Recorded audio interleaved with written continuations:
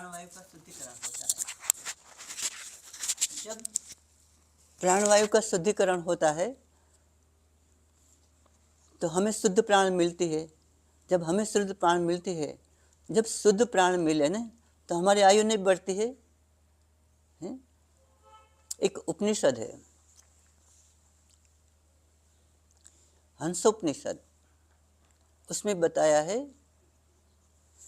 अहोरात्रयोः एकविंशति शतशतानि अधिकानि भवन्तिश्च। इसका मतलब होता है मनुष्य अहोरात्रयोः, रात्रि और दिन में, दिन और रात्रि में मिलके 21,000 अधिक 21,621 सहस्राणि शतशतानि अधिकानि भवन्तिश्च, 21,600 से अधिक सांस लेते हैं। जबकि यह श्वास की संख्या द्वापर युग में हमसे कम थी, वही श्वासोश्वास की संख्या त्रेता युग में हमसे कम थी। तो उसके पूर्व के युग में अनंत आयु, अमित आयु, ऐसे अगर हमें दीर्घजीवी बनना है तो वातावरण का शुद्धिकरण तो होना चाहिए ना। आप जानते हो दिल्ली है आज प्रदूषित है, हमारे बड़े मेट्रो सिटी है प्रदूषित है, वहाँ की हवा लेने के लायक नहीं है। तो क्या है, हमारे जीवन टकाने के लिए हमें 21 जो श्वासोश्वास की संख्या थी 15, यानी 21,600 जो मिनट के हिसाब से 15 श्वासोश्वास की संख्या आती है, तो वो संख्या हमें अधिक लेनी पड़ती है। जिससे श्वासोश्वास की संख्या हमारी अधिक बढ़ जाती है तो हमारा श्वास आयुष्य है वो कम होता जाता है। तो प्रतिदिन हमारा आयु, विमान स्थान अध्याय 4 जनपदों ध्वंसनी अध्याय है, लोगों के समूह का कैसे नाश होता है। देखो, एक साथ लोगों के समूह की आयु का ह्रास होता है। जैसे जैसे वातावरण में प्रदूषण बढ़ता जाता है, लोगों का आयुष्य कम होता जाता है। तो प्राणो यज्ञेन कल्पताम, ये सिरोविच बताते हैं, हमारे वेदर से बताते हैं, महर्षि अथर्वा, कि प्राण वायु का शुद्धिकरण होता है। जब हम शुद्ध प्राण लेते हैं और कार्बन डाइऑक्साइड निकाल देते हैं तो वो वनस्पति ग्रहण करती है। आज वनस्पति को, हमको हमारे श्वासोश्वास की चिंता है, वनस्पति के श्वास की चिंता नहीं है। तो वनस्पति के लिए भी शुद्ध कार्बन डाइऑक्साइड मिलना जरूरी है। तो हमारा शुद्ध प्राण हम ग्रहण करते तो शुद्ध कार्बन डाइऑक्साइड निकाल सकेंगे। तो वनस्पति शुद्ध अवस्था में, और हमारी दिव्य औषधियाँ आज इसीलिए लुप्त हो गई कि उनको शुद्ध कार्बन डाइऑक्साइड की जरूरत थी। आज हमारा अष्टवर्ग है, मेदा, महामेदा, काकोली, क्षीर काकोली, मुद्गपर्णी, मांसपर्णी, जीवंती, मधुप, सारी की सारी, इंद्री, ब्राह्मी, सतवीर्या, सहस्त्रवीर्या, अमोधा, सारी की सारी दिव्य औषधियाँ, जीवंती जैसी औषधियाँ नष्ट प्राय होने, क्योंकि उनका जो प्राण है शुद्ध प्राण, शुद्ध सात्विक मनुष्य जैसे खत्म होते जाते हैं, वैसे दिव्य औषधियाँ भी आज वातावरण के प्रदूषण से नष्ट प्राय हो रही है। जिसको पीने से सोमशक्न वीणाबेन, सुश्रुत संहिता हमारा अध्याय है, सुश्रुत संहिता में एक भविष्य में व्याधि, स्वभाव प्रतिषेध व्याधि, जो हमारा घड़पण, मृत्यु, भूख, क्षुत, पिपासा, जरा, मृत्यु, प्रभुतय, इस स्वभाव से आने वाले व्याधि है। हम ऐसा मन से उपाय सोचते हैं कि हम 60 साल में युवा रहने चाहते हैं। 60 साल में युवा क्या, युवा से भी कैशोरावस्था में रहो न, लेकिन उनका प्राण हमारा शुद्ध होना चाहिए।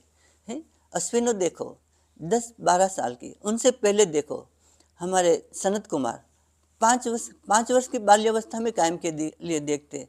उनके पहले देखो हमारे बाल खलियादी ऋषि, वो उनसे भी छोटी उम्र के दिखते हैं, सदा छोटे बच्चे जैसे ही दिखते हैं। तो वो शुद्ध प्राण का प्रभाव है, उनके प्राणायाम का प्रभाव है। तो जब प्राण शुद्ध रहेगा न, तो विश्व में औषधि भी बचेगी।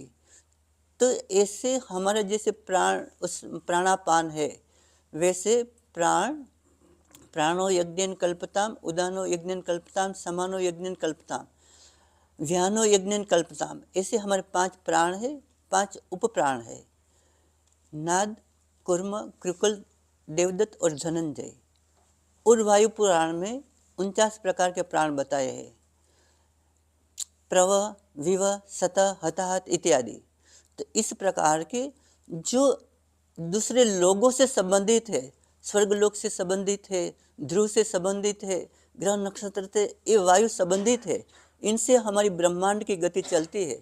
अगर ये प्राण का जो सेतु टूट गया ना, तो हमारा सबका विच्छेद हो जाता है, हमारी आयु कम हो जाती है, हम आपस में कम आयु होकर मर जाते हैं। तो ये जो प्राण का शुद्धिकरण है वो यज्ञ से होता है। और इस शुद्ध प्राण और 49 प्रकार के प्राण 84 लाख जीव योनियों के साथ संबंध है। पृथ्वी पर जीने का मानव मात्र का अधिकार नहीं है, 84 लाख जीव योनियों का उतना ही अधिकार है। और उस अधिकार में सेतु है, गाय के घी में डाला हुआ यज्ञ एक और शुद्ध हो गया ने, तो 84 लाख जीव योनि है पृथ्वी पर सेफ हो जाती है। तो एक घृतम आज्य का मतलब है, घृतम आज्यम हविहि और आज्य दोनों यज्ञ के घृत के लिए। तो देवता घृत भोजी है। हमारा न केवल 49 प्रकार के प्राण, लेकिन हमारे जितने भी देवता है, जैसे चंद्रमा देवता, सूर्य देवता, वायु देवता, बृहस्पति देवता, ये देवता है अग्निमुखा ही देवा। ये सारे 33 कोटि देवता है, वो अग्नि के मुख से ही आहार ग्रहण करते हैं और अग्नि के मुख से केवल घृत भक्षण ही करते हैं। इसीलिए देवताओं को घृत की आहुति दी जाती है। कीड़ी से लेकर देवता तक, चींटी, जब हम दूध पीते हैं ना हमारे गौशाला पे, तो दूध में कभी घी डाल के पीते हैं, तो घी का एक बूंद नीचे गिर जाता है ना, तो उनके आसपास चींटी आ जाती है। उसके आसपास छोटे छोटे जीव जंतु, मकोड़े आ जाते हैं, चींटी आ जाते हैं, और जंतु उसको पीने के लिए, खाने के लिए आ जाते हैं। घृत में सबका स्वाद है। घृत देवताओं, चींटी से लेकर देवताओं तक 84 लाख योनि तक घी का आवागमन चलता है। घृत से सर्पी, एक जो पर्याय सर्पी है, सर्पति, यानी 84 लाख योनियों में उसका आवागमन है घृत का। हम नहीं जानते हैं, लेकिन हमारा जन्म का जो प्रारंभ होता है ना, घृत पान से होता है। आपको पता है? पता है हमारा जन्म का आरंभ काल घी से होता है।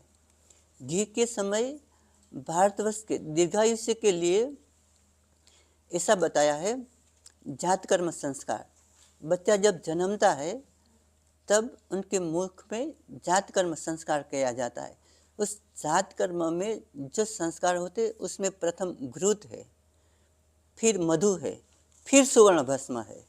घृत, मधु और स्वर्ण भस्म का प्राशन किया जाए तो वीणाबेन ऐसे लिखते हैं कि जैसे कमल के पत्ते पर पानी का स्पर्श, पानी नहीं टिकता है, वैसे जात कर्म घृत से संस्कारित किया हुआ, घृत, मधु और स्वर्ण से संस्कारित किया हुआ बच्चा आजीवन इम्यूनाइज हो जाता है। आजीवन उनके शरीर में कोई व्याधि नहीं आती है। आजीवन स्वस्थ के लिए वो जरूरी है। घृत का सेवन जन्म से ही किया जाता है। दुग्ध पान से पहले, दूध तो माता के स्तन में दूध दूसरे दिन आता है, तीसरे दिन आता है, कुछ घंटों के बाद आता है, लेकिन घृत का सेवन तो जन्मते ही कराते हैं। मरते हैं तब भी घृत से हमारे शरीर को आलेपन किया जाता है, फिर अग्नि में चिता जला जाता है। तो हमारे शरीर से जो विषाणु, अगर हमारी मृत्यु ऐसे विष से हो गई या कोई जीवाणु विषाणु से हो गई, विष से या विषाणु से हो गई, तो हमारे शरीर से जो विषाणु, वायरस वातावरण में प्रदूषित न हो और वातावरण को प्रदूषित न हो, तो हमारे शरीर को पूरा घी लगाया जाता है, फिर जलाया जाता है। तो उनसे वातावरण में ही सारे जंतु जो प्रसारित होने वाले हैं, वो जंतु का निराकरण हो जाता है। ऐसा घृत लगाया हुआ, तो बार बार हमारी चिता में घृत का बीच बीच में घृत डालते जाते हैं। उसके पीछे का रहस्य वो है कि वो डेड बॉडी से वातावरण में जो उनको रोग से मरे हुए हैं, वो रोग के विषाणु जीवाणु वातावरण में न प्रसरे। तो इसी के लिए घृत सर्पी, घृतम आज्यम हविहि सर्पी, ये अमर कोश में और अन्य ग्रंथों, कोश ग्रंथों में बताए हुए घृत के पर्याय है। अब हम चलते हैं हमारे आयुर्वेद की ओर।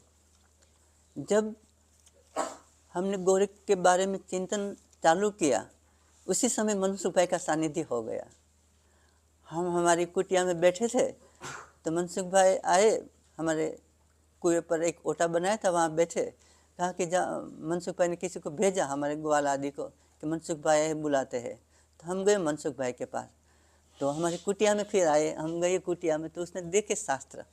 हमने बहुत सारे शास्त्रों के कलेक्शन करके 5000 से अधिक घृत की कल्पना, हमारे चरक संहिता है, सुश्रुत संहिता है, अष्टांग हृदय है, हमारे संग्रह ग्रंथ है, भाव प्रकाश, सारंगधर संहिता और ग्रंथ है, वैश्य रत्नावली आदि सब ग्रंथों से चुन चुन के घृत निकाले। उन घृत में से ऐसे घृत निकाले, कौन एक औषधि से घी बनते हैं, कौन 2 औषधि से बनते हैं, कौन घृत ऐसा है सरल घृत योग है, कौन ऐसे है जो मध्यम कोटि के वैद्य भी उस घृत निर्माण कर सके, और कैसे घृत ऐसे कनिष्ठ। तो इस 3 तबक्के में हमने सारे घृतों का विभाजन किया है। और करीब 1000 कल्पना ऐसी है कि आप सरलता से निर्माण कर सकते हो, और उसमें से 100 घृत तो ऐसे है कि एक औषधि से ही बन जाते हैं। तब अभी मनसुख भाई ने काफ़ी सारे घृत का आपके सामने वर्णन किया। तो घृत हमारे शरीर को कैसे निरोगी रखता है। विदेश में कुछ बातें ऐसी समझाई पढ़ाई जाती है कि घृत से हमारा कोलेस्ट्रॉल बढ़ता है, घृत से हमारा शरीर बढ़ता है, फैट बढ़ता है, फैट है तो फैट की वृद्धि, समान ही वृद्धि सर्वेशाम। महर्षि चरक ने यह सिद्धांत दे दिया कि समान ही वृद्धि सर्वेशाम विपरीत विपर्यय, एक बहुत बड़ा चिकित्सा सिद्धांत है। उन पर पूरी दुनिया की चिकित्सा ही चलती है, एक ही सिद्धांत पर, एक ही इतना ही सिद्धांत पर।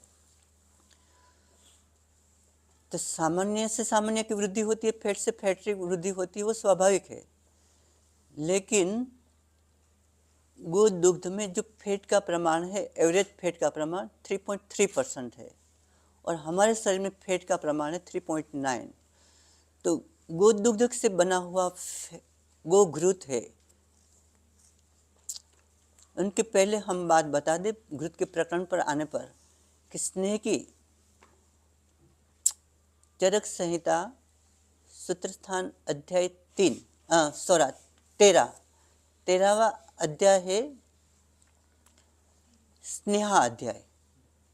स्नेहा अध्याय में महर्षि अग्निवेश आत्रेय से प्रश्न करते हैं,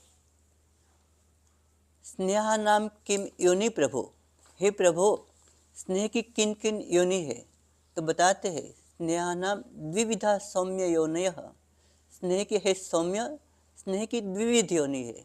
बताते हैं कौन सी योनि है स्नेह की द्विविध, कौन सी। स्थावरा नाम जंगमा नाम च स्नेहविधा नाम द्विविधा योनय। स्थावर और जंगम से हम स्नेह प्राप्त कर सकते हैं। स्थावर यानी वनस्पति, वनस्पति से हमें जो स्नेह मिलता है, हम मूंगफली का बीज खाते हैं, बीज मूंगफली से जो तेल निकलता है वो स्थावर स्नेह है। तेल नाम इसलिए पड़ा तिलोस्योद्भवा तेलम, तेल से उत्पन्न होने के कारण उसको तेल कहा जाता है। और सभी तेलों में तिल तेल प्रधान है, इसलिए सभी तेलों का नाम तेल पड़ गया। वैसे एरंड स्नेहम, स्नेहार्थ बलार्थ अग्रम, स्नेहन और बल में अग्र है, इसलिए एरंड तेल। वैसे सरसप का तेल, वैसे हमारे औषध में प्रयोग होता है विवितक स्नेह, हम विवितक स्नेह का प्रयोग करते हैं।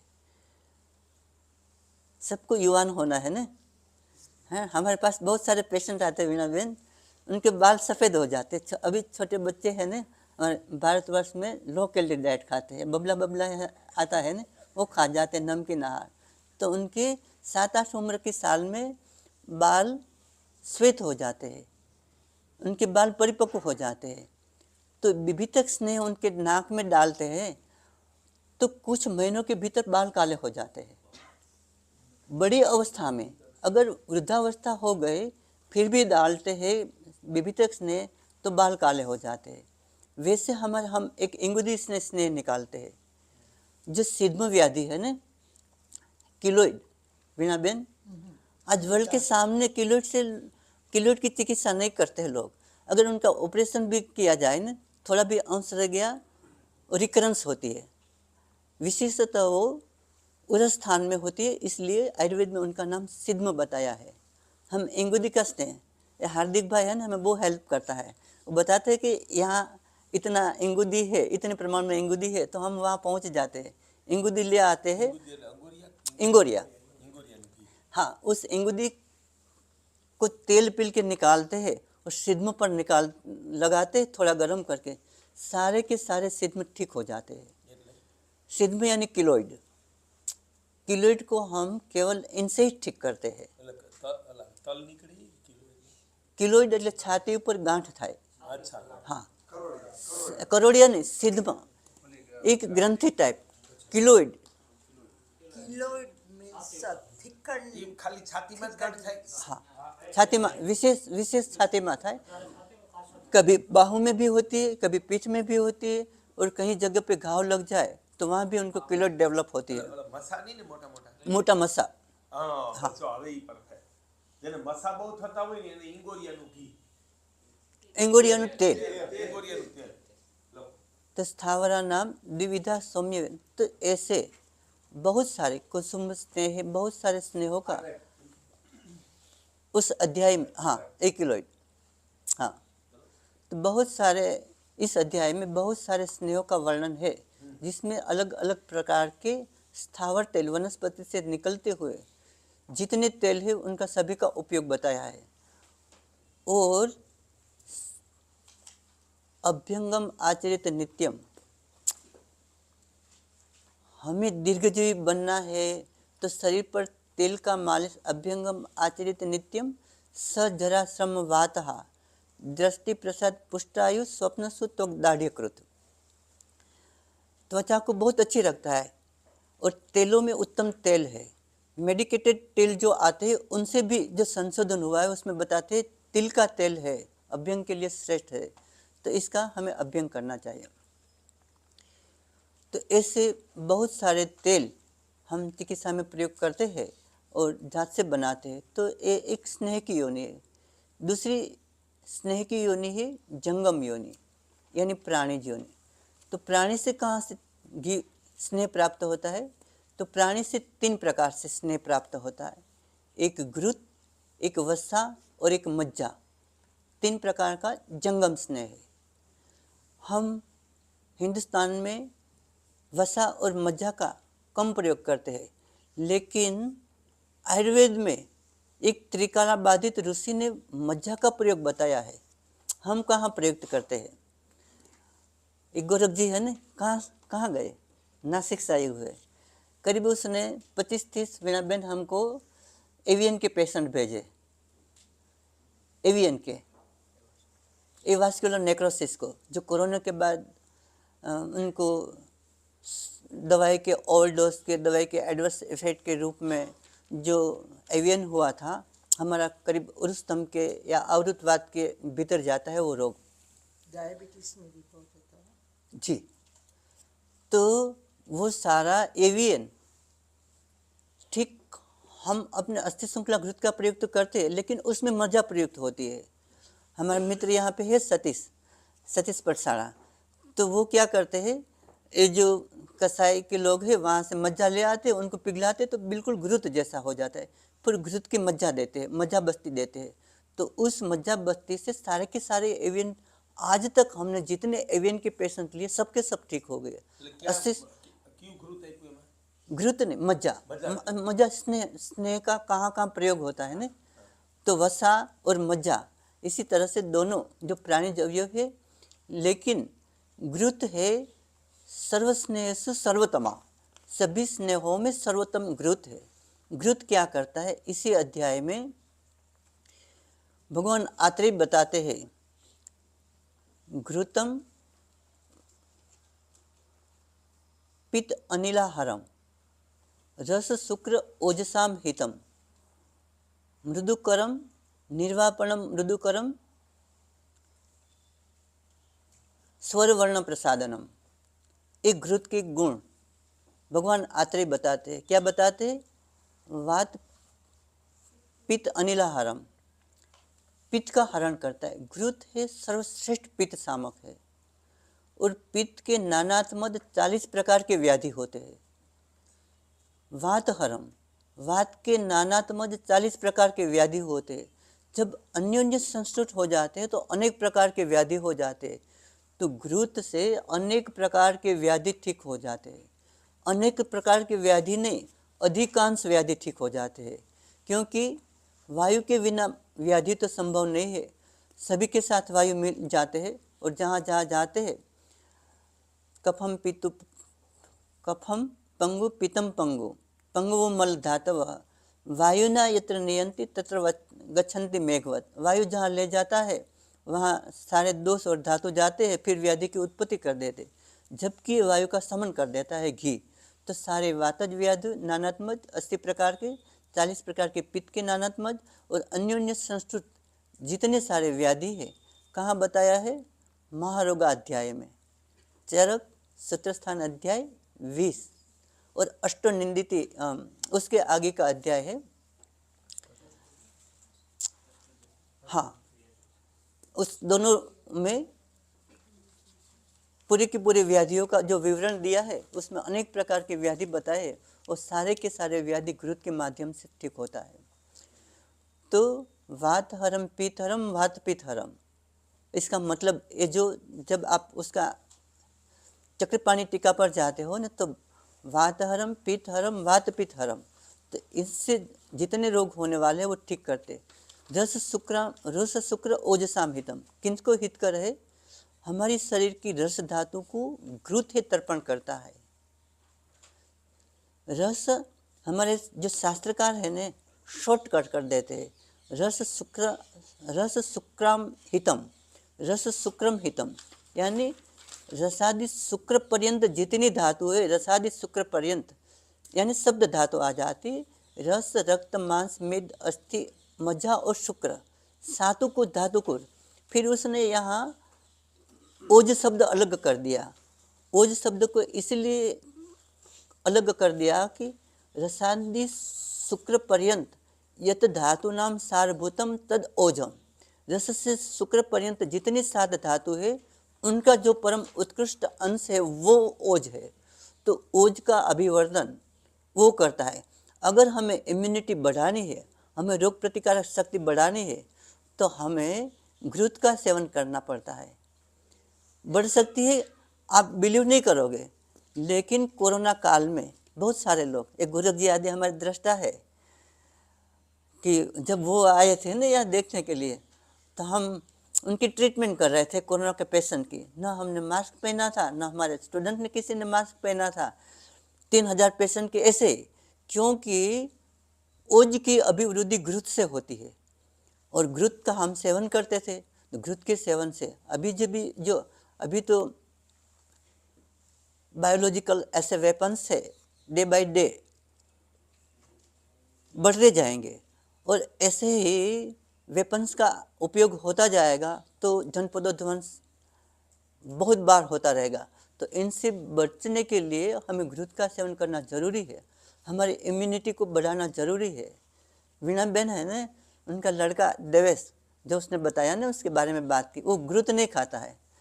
तो जिस घर में वो छोटे से बड़ा हुआ, उस घर में अब अंदर आते हैं तो कहते हमें एलर्जी हो जाती है।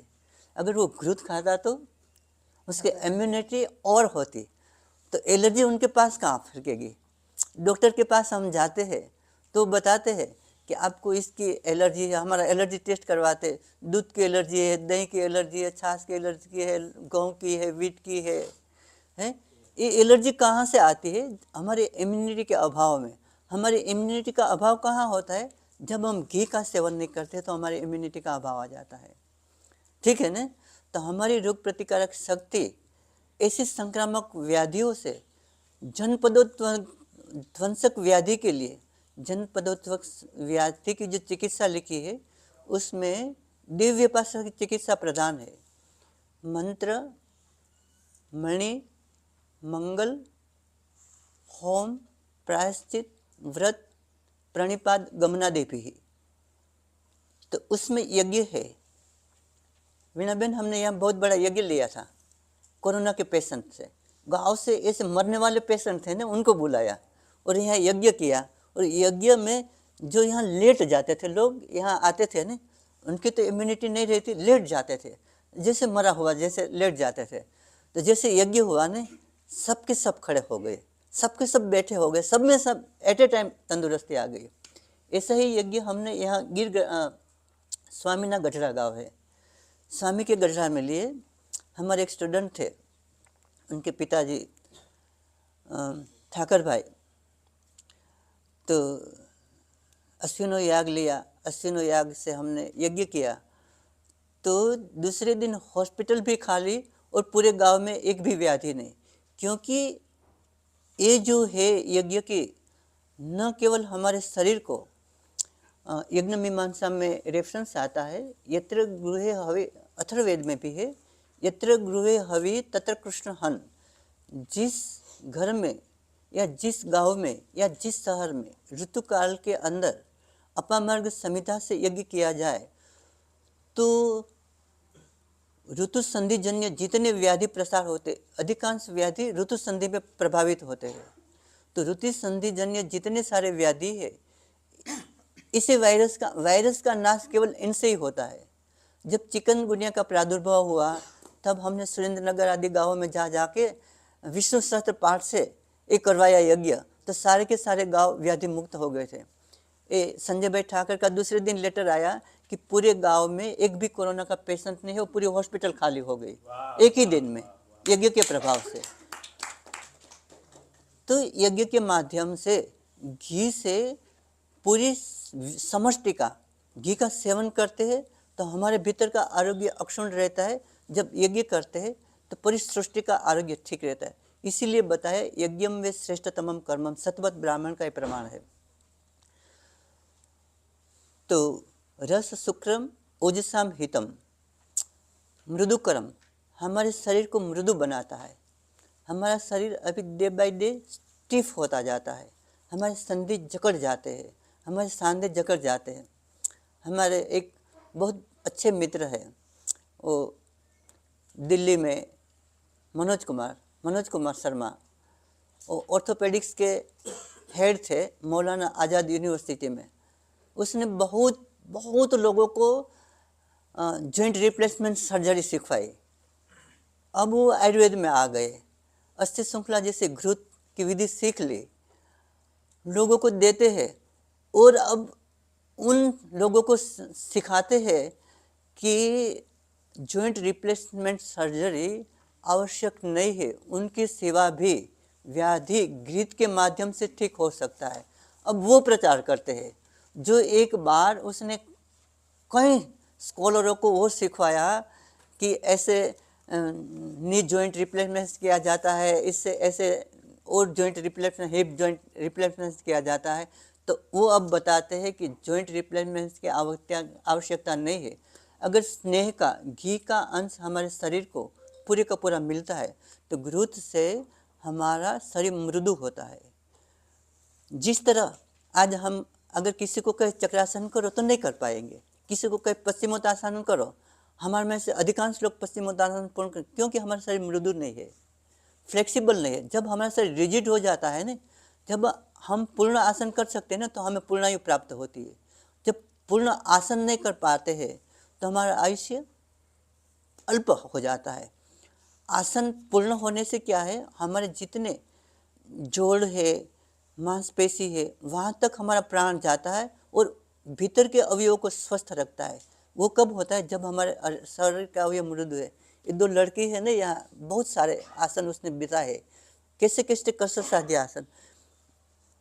तो योग में भी बताते हैं, योगा अभ्यास काले प्रथम सस्तम क्षीराज्य भोजनम, गाय का दूध और घी का सेवन किया जाए तो ही ये ऐसे शरीर मृदु बनता है। और विविध प्रकार, तब शतायु या योगी लोग 100 से भी अधिक साल, 400-500 लोग 400-500 वर्ष जीते हैं। अभी हमारे स्वामी विद्यानंद अभी शरीर छोड़ा, 130 साल की आयु थी। 130 साल में शास्त्र के सारे काम करते थे, लेकिन वो घी का सेवन करते थे, सतत घी का सेवन करते। उनकी भोजन, जो भोजन विधि थी वही घी में थी। हमारे भारतीय जितने भी आहार शास्त्र है, पाक शास्त्र है, सारी की सारी, इतना ही नहीं, हमारे आयुर्वेद के जितने भी ग्रंथ है, विविध असित खाद्य अध्याय है, विविध असित पिति खाद्य अध्याय। हम जो भोजन पदार्थ करते उससे भोज्य पदार्थ जो जो बनाते उसकी सारी प्राचीन भारतीय आहार कल्पना केवल और केवल गाय के घी में निर्माण होती थी, इसलिए सबके सब निरोगी और दीर्घजीवी रहते थे। तो हमारी जो अभी भी कल्पना है जो घी से बन जाए तो हम भी दीर्घजीवी हो सकते हैं। दीर्घ जीवन के लिए बताया है घृतम क्षीरम परम रसायना नाम। जो घी और दूध है परम रसायन है। रसायन किसे कहते हैं? ये तो जरा व्याधि नाशनम तत् रसायनम ज्ञेयम। जो गड़पण और व्याधि का नाश करे वो रसायन है, और वो रसायनों में श्रेष्ठ है गाय का घी और गाय का दूध। तो घी से रसायन कर्म होता है। रसानाम अयनम रसायनम। रसादि धातु का जो आप्यायन है वो भी सम्यक प्रमाण से होता है, रसादि शुक्र पर्यंत धातु का। तो निर्वापणम मृदुकर्म, निर्वापणम का मतलब होता है स्वच्छ बनाना है। हमारी धातु जब दूषित होती है तो ही व्याधि होता है। दोष दूषित होता है तो धातु को प्रदूषित करता है, धातु प्रदूषित होता है तो शरीर रोगी बनता है। तो निर्वापणम हमारी सातों धातुओं को शुद्ध करता है गाय का घी। सातों सात धातु अगर शुद्ध हो गए तो मनुष्य निरोगी हो गया। जब निरोगी हो गया तो शतायु हो गया, या शतायु से अधिक साल की। तो घृतम मृदुकरम निर्वापणम स्वर वर्ण प्रसादनम, मनुष्य का स्वर सौष्ठव बढ़ाता है, मनुष्य के स्वर सौष्ठव बढ़ाता है। जैसे हमारी संस्कृत भाषा है, शरीर का सौष्ठव कैसे बढ़ता है? तो संस्कृत में प्रत्येक वर्ण के कितने कितने अक्षर होते? ह्रस्व दीर्घ प्लुत, उदात्त अनुदात्त स्वरित, अनुनासिक और अनुनासिक। प्रत्येक वर्ण के 18 भेद बनते हैं। प्रत्येक वर्ण से वैसे कुछ वर्ण ऐसे रुलु वर्ण यो सावर्णिम वाच्यम, तो उनके 30 भेद बनते हैं। तो इतने सारे वर्णों का सामवेद में एक ही राग आता है ना। जैसे यज्ञ आहि वीतये गृणानो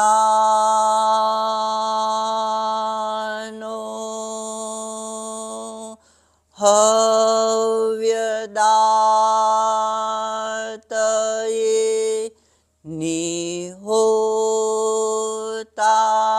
सत्सिर्बहिषि। ये जो सामगान करते हैं ना, तो सामगान के पूर्व घृतपान का विधान है। सामगान करता है तो घृतपान करके गान किया जाता है, तो उनका कंठ प्रशस्त होता है, तो वो सामगान करते हैं। अब गायन सबको पसंद है ना। अभी धर्मबंधु जी ने यहाँ प्राचा शिविर लगाई ना, तो जो कल्चरल प्रोग्राम था ना उसमें सब बच्चे आ जाते थे। जब बड़े के बड़े वैज्ञानिक के प्रवचन होते थे, भारतवर्ष के बड़े से बड़े जो बुद्धिजीवी थे उनके प्रवचन थे ना, तो प्रवचन में कुछ लोग नहीं आते थे। लेकिन ये जो कल्चरल प्रोग्राम है, गाना है, इसमें सबकी रुचि है। तो वेद से अच्छा गाना कहीं नहीं है। ये सारे काम पधनी सा है ना, और हमारे वैदिक स्वर है। सा का मतलब होता है सामगान का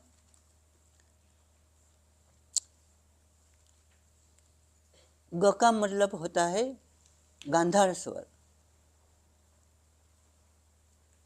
रे का मतलब होता है ऋषभ, सारे ग म का मध्यम होता है, स का षडज होता है, गांधार रे का क्या? ऋषभ, ऋषभ गांधार जैसे गाय रंभाती है, मध्यम, षडज, पंचम और स्वरित। ये जो षड राग के नाम है सामवेद में से निकले, उनके भी कई भेद प्रभेद हो जाते हैं, और सारे के सारे लय है वो गाय का घी का सेवन करने से ही स्वर। हमारे कौन थे कच्छ से नारायण स्वामी जब भजन गाते थे ना, जब भजन गाते थे तो यष्टि मधु साधित गोघृत का सेवन करते थे। जब भजन गाने के लिए बैठते थे ना तो गाय का घी मिला हुआ दूध का सेवन करते थे, उसमें यष्टि मधु मिला देते थे। तो यष्टि मधु जब मिल जाती है तो नागार्जुन में बताते हैं किन्नरे ही से गए थे, गाने में किन्नरों के हरिफाई। तो जिनको गाना है, गंधर्व विद्या सीखना है, उनके लिए भी यानी कला कौशल्य, संगीत और गांधर्व विद्या और यक्ष विद्या, दोनों विद्या की प्राप्ति के लिए घृतपान जरूरी है।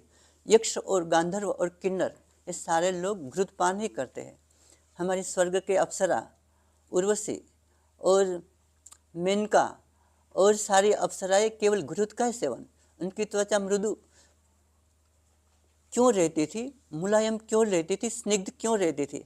अगर त्वचा को स्निग्ध रखना है तो गो घृत का सेवन जरूरी है। उनसे त्वचा देखो, हमारी जितनी गोचर जाती है ना, उनकी त्वचा तेजस्वी आभायुक्त रहती है, मुलायम रहती है, मृदु रहती है। उनको ठंडी के मौसम में दरारें नहीं पड़ती है। ठंडी की मौसम में जब रुक्ष वायु का गुण बढ़ जाता है तो उनकी वजह से रुक्षता उत्पन्न नहीं हो जाती है।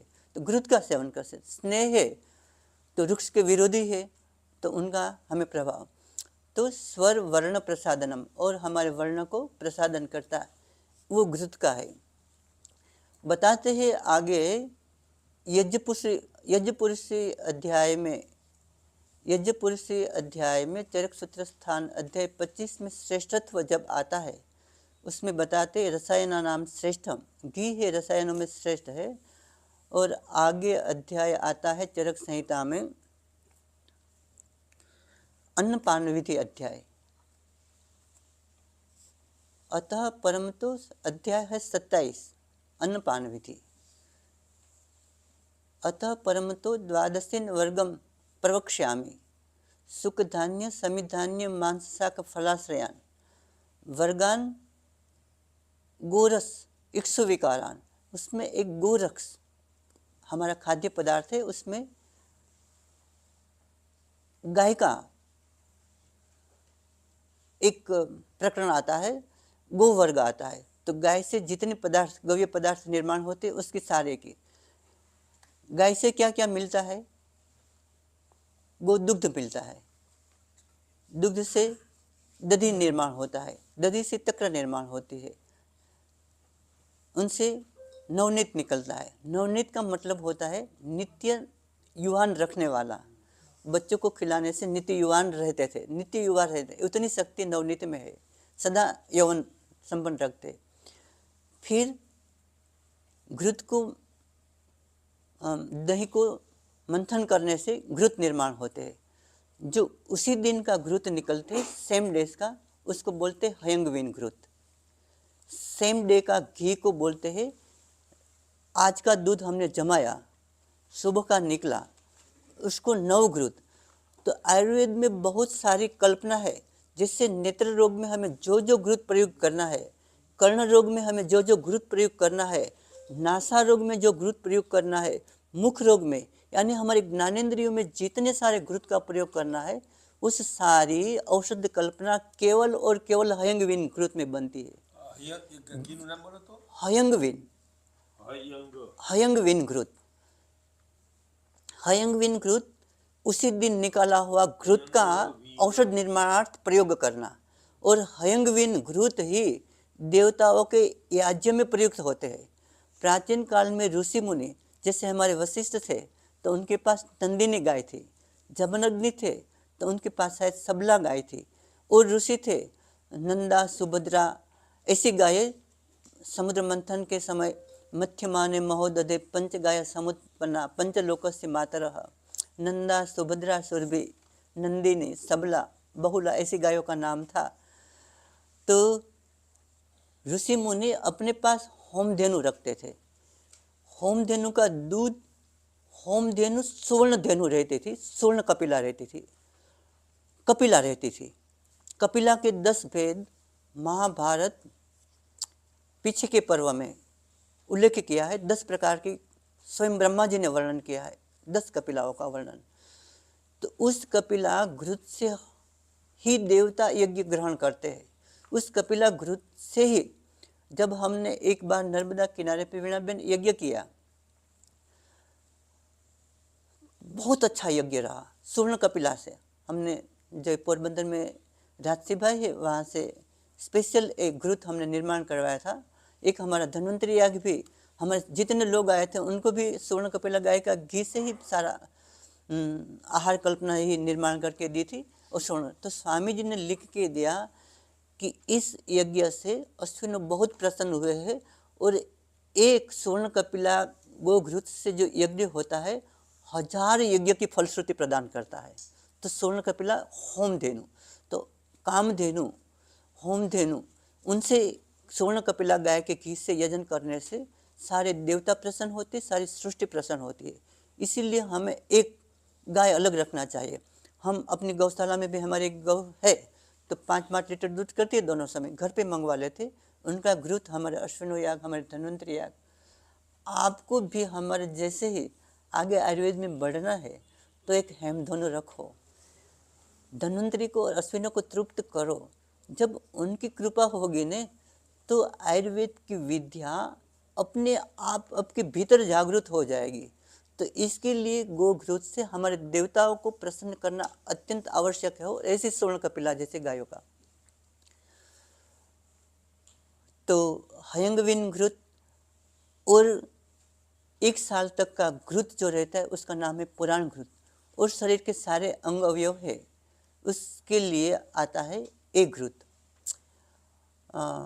1 साल पुराना घृत, 1 साल से लेकर 10 साल का जो घृत रहता है उसके नाम भी पुराण घृत है। उसके अनंतर का जो घृत है उसका नाम कुंभ सर्पी जाता है। 100 साल का कुंभ सर्पी कहा जाता है। हमें कुंभ सर्पी का कितना प्रयोग है? 1 થી 10 વર્ષનું पुराण घृत, फिर पुराण घृत आ जाता है। नहीं, પછી 11 થી 100 સુધીનું कुंभ घृत आता है। 11 થી 100 हाँ, કુંભ। कुंभ घृत या कुंभ सर्पी उसे बोलते हैं। उसके अनंतर का जो घृत आता है 1000 साल पुराना गीत भी मिलता है। અને 100 થી વધુનું હોય એને શું કહે? 100 साल से अधिक 1000 साल पर्यंत का जो घृत रहता है उसे महाकुंभ सर्पी बोलते हैं। प्रपुराण घृत महाकुंभ सर्पी। उस घृत सेवन से कैसा परिणाम मिलता है हम एक दृष्टांत बताते हैं। हम जब BMS में थे तब हमारे एक मित्र थे वैद्य नीलेश, उनकी सरनेमी वैद्य थी। वैद्य इसलिए थी कि वो परंपरागत वैद्य थे, 7 पीढ़ी से जैतपुर में रहते थे।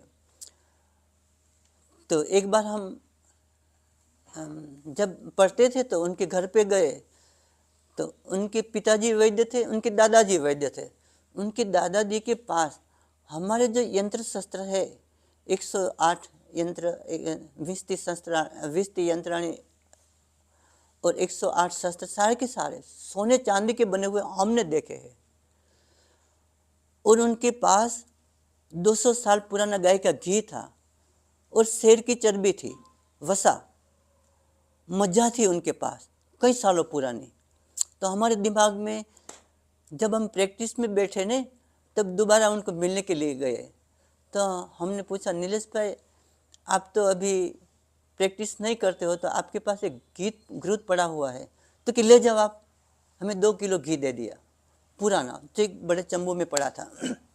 वीणा बहन, हमारे यहाँ एपिलेप्सी के पेशेंट आते थे। एपिलेप्सी के पेशेंट में या मानस व्याधियों में उनका नस्य बताया गया है। हमने 1-1 ग्राम की ही मात्रा में 2000 लोगों को दिया एपिलेप्सी में नस्य। सभी लोगों को एपिलेप्सी ठीक हो गया। एपिलेप्सी का अपस्मार, अपगतम स्मृति यस्मिन रोगे से अपस्मार, जिसमें लक्षणों क्या? अपस्मार में अपगतम स्मृति यस्मिन रोगे से अपस्मार, जिसमें तत्काल स्मृति चली जाती है।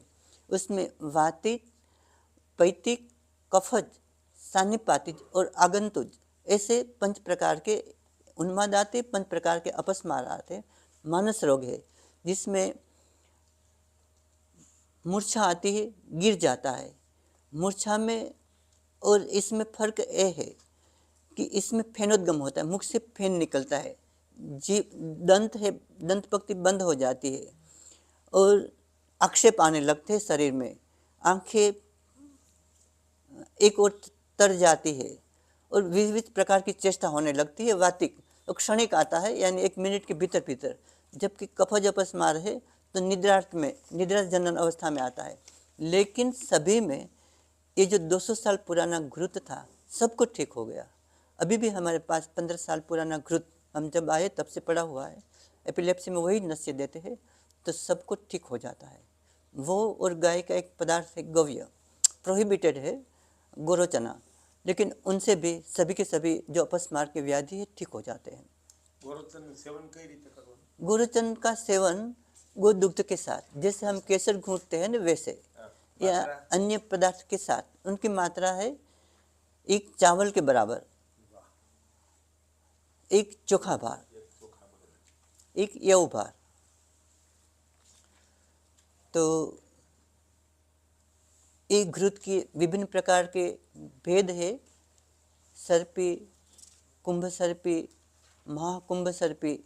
पहले जो राजा लोग थे ना, अपना जो महल बनाते थे ना, तो विजाति जो एनर्जी है उनको विक्षेप न करे उसके लिए उसके खात मुहूर्त के समय उनका पाए में बेज में ही घृत का कुंभ डालते थे। घृत कुंभ से सारी नेगेटिव एनर्जी है एब्सॉर्ब हो जाती है।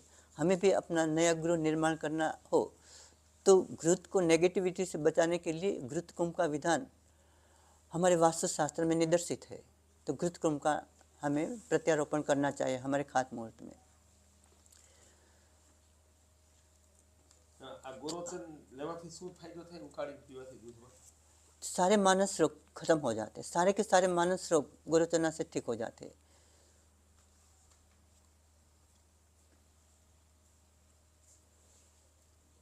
गोरोचना एक दिव्य पदार्थ है और दुर्लभ भी है।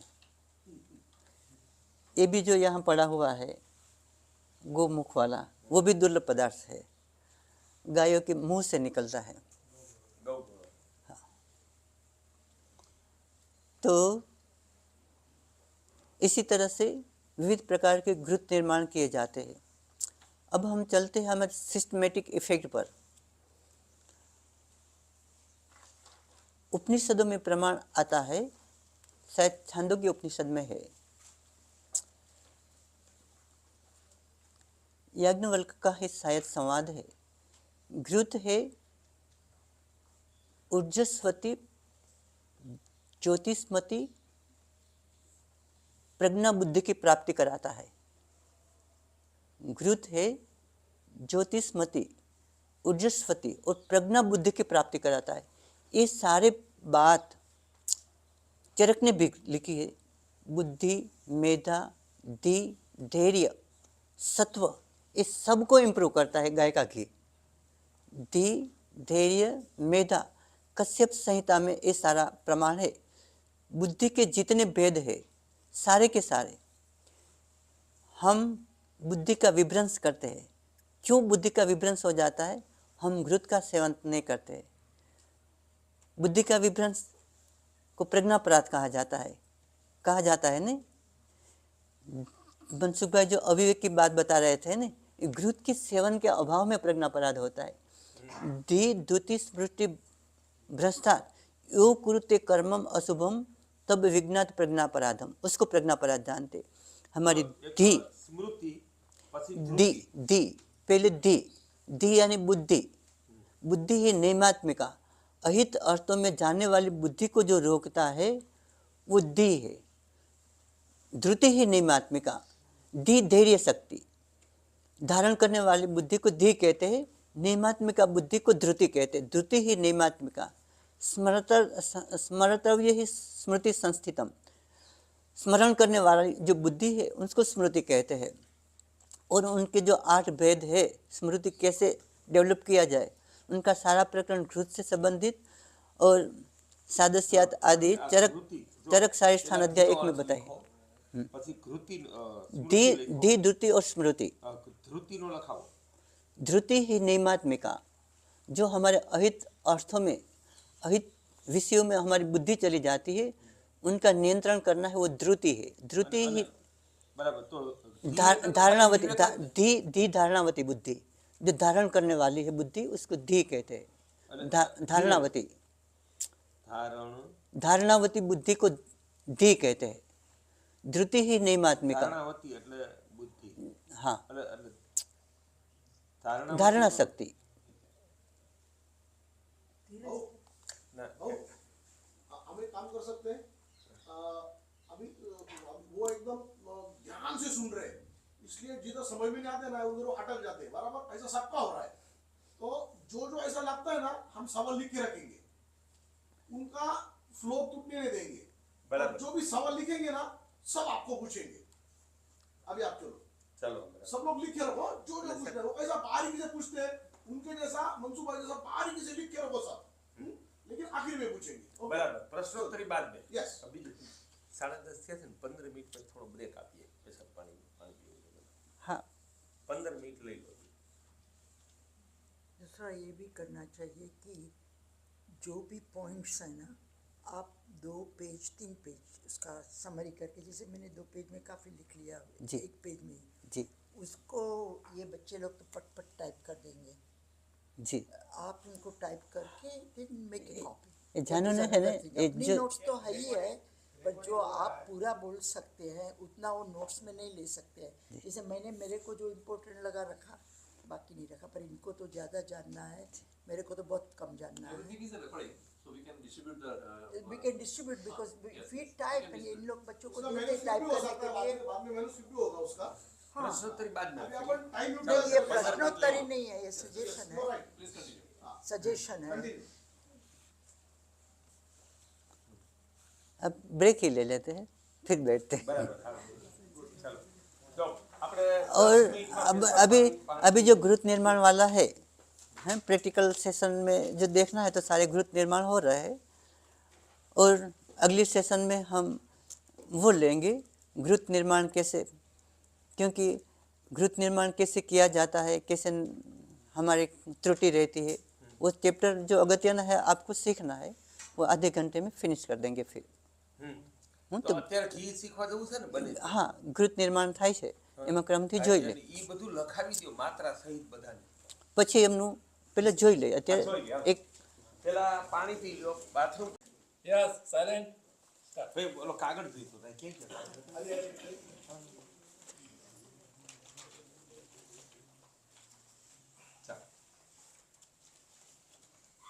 હવે જ્યાંથી આગળ હાર્દિકભાઈનો હમણાં સત્સંગ થયો થોડોક ફોન ઉપર કે એવી રીતે, ત્યારે એમને સ્વામી રાજેન્દ્ર દાસજી દ્વારા જે ગોકથાનું આયોજન થયું હતું ને, એમાં ગોમતી વિદ્યા વિષયક એમને સમજાયું।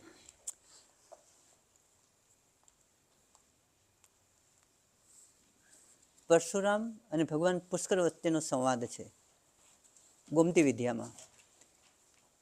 એનો પ્રારંભ થાય છે गोमतीम कीर्तिश्यामी सर्व पाप प्रणाशनीम ताम तु ते वदतो शृणुसु सुसमाहित। भगवान पुष्कर परशुराम ने उपदेश आपे छे, गोमतीम कीर्तिश्यामी, જેમ वशिष्ठ महाराजा सुदास ने, जैसे वशिष्ठ महाराजा सुदास को गो विषयक गो तत्वों का उद्बोधन कराते हैं, वैसे ही भगवान पुष्कर परशुराम को गो विद्या की जो सारी विद्या का उपदेश करते हैं, उसको गोमती विद्या कहते हैं। गोमतीम कीर्तिश्यामी, कैसी गोमती विद्या? सर्व पाप प्रणाशनीम, जो सभी पापों का नाश करती है। ताम तु में वदतो शृणुसु सुसमाहित, मैं उससे कहता हूँ तुम उसे एकाग्रचित होकर धारण करो। अब हम हमारे दूसरे सब्जेक्ट में जाते हैं, गोमती विद्या के, जिसमें घृत निर्माण विधि आती है। घृत निर्माण विधि कैसे की जाती है, हम जिसके लिए इकट्ठे हुए हैं, सभी संहिता ग्रंथों में, विशेषतः सुश्रुत संहिता में घृत निर्माण विधि, चरक संहिता में भी घृत निर्माण विधि है, सारंग धर्म में भी है, अष्टांग हृदय में भी है, भाव प्रकाश में भी है, सभी ग्रंथों में। और भेषज कल्पना जितनी सारी है, सारी की सारी भेषज कल्पनाओं में औषध निर्माण कल्पनाओं के अंतर्गत घृत निर्माण विधि आती है। शास्त्र में रोग निवारण बहुत सारी कल्पनाएं दी गई है, विशेषतः पंचविध कषाय कल्पना है, जिनका षड्विरेचन शताश्रुति अध्याय दिया गया है, जिसमें स्वरस कल्क मूल स्वरस कल्क क्वाथ हिम और फांट ये पंच विधाएं स्वतंत्र कल्पना है। उन पर से सारी कल्पना जब घृत है, तेल है, वटी है, गुटी है, भस्म है इत्यादि उपकल्पनाएं है, कल्पना से नजदीक संबंध रखने वाली। शास्त्र में रोग निवारण जितनी सारी कल्पनाओं का विवेचन हुआ है उसमें सर्वाधिक घृत कल्पना है, जो हमने शास्त्रों में 2008 से बैठकर करीब 2010 तक 2 साल तक शास्त्रों में घुस के इस सारी घृत कल्पना है उनको निकाला हुआ है, फाइंड आउट किया है। जानू ने उनको सारी घृत कल्पना है उनको मोबाइल में PDF फाइल बनाई है, आप सबके मोबाइल में वो डाल देंगे कितने कितने प्रकार के सरल घृत निर्माण होते हैं। तो कैसे निर्माण किया जाता है घृत? कल्कात चतुर्गुणी कृत्य घृतम, घृतात चतुर्गुणी कृत्यम, उनके जो क्वाथ द्रव्य है, स्वरस द्रव्य है या द्रव द्रव्य है उनका प्रयोग किया जाता है। कल्कात चतुर्गुणी कृत्यम घृतम, जो हम कल्क रखते हैं, कल्क मिश्रक, कल्क का मतलब होता है जो औषधि है। जैसे हमें शतावरी का घृत निर्माण करना है तो शतावरी को कूट पीस के चटनी जैसा पेस्ट जैसा बनाया जाए उनको कल्क कहते हैं। पेस्ट पेस्ट उस पेस्ट से 4 गुना घृत, 4 भाग घृत, उस घृत से 4 गुना औषध द्रव्य यानी द्रव द्रव्य जो हमें डालना हो, जैसे क्वाथ डालना हो या स्वरस डालना हो या हिम डालना हो या फांट डालना हो या दुग्ध डालना हो या कांजी डालना हो या छाछ डालना हो या दही डालना हो तो 4 भाग प्रमाण में आता है। प्रायशः ये प्रमाण है। ये मध्यम वर्ग के द्रव्यों के लिए। जब कठिन द्रव्य है तो जितने द्रव्य में हम उबालेंगे उतने में उनके सारे इंग्रेडिएंट्स से सोल्यूबल नहीं होंगे। जैसे हमें काष्ठ से घृत निर्माण करना है तो 16 भाग आ जाएगा। जब और मृदु कोई औषध आएगा, जैसे पुष्प में से घृत निर्माण करना है, जैसे उत्पल पुष्प घृत हम निर्माण किया या तरुणी पुष्प निर्माण किया या मुकुल पुष्प तैयार किया तो उनका प्रमाण कम आ जाता है, संभाग भी आ जाता है। तो इसी तरह से प्रायशः चतुर्भाग है। 1 भाग कल्क, 4 भाग घृत, घृत से 4 गुना अधिक यानी कल्क से 16 भाग, ये सामान्य प्रमाण है। जब उबालते उबालते क्वाथ्य द्रव्य है 19 शेष हो जाए, पूरा का पूरा उनका जो तत्व है घृत के अंदर विलीन हो जाए, तब तक अवशिष्ट रस के उनको उतार कर छान कर हम घृत कल्पना में उपयोग कर सकते हैं।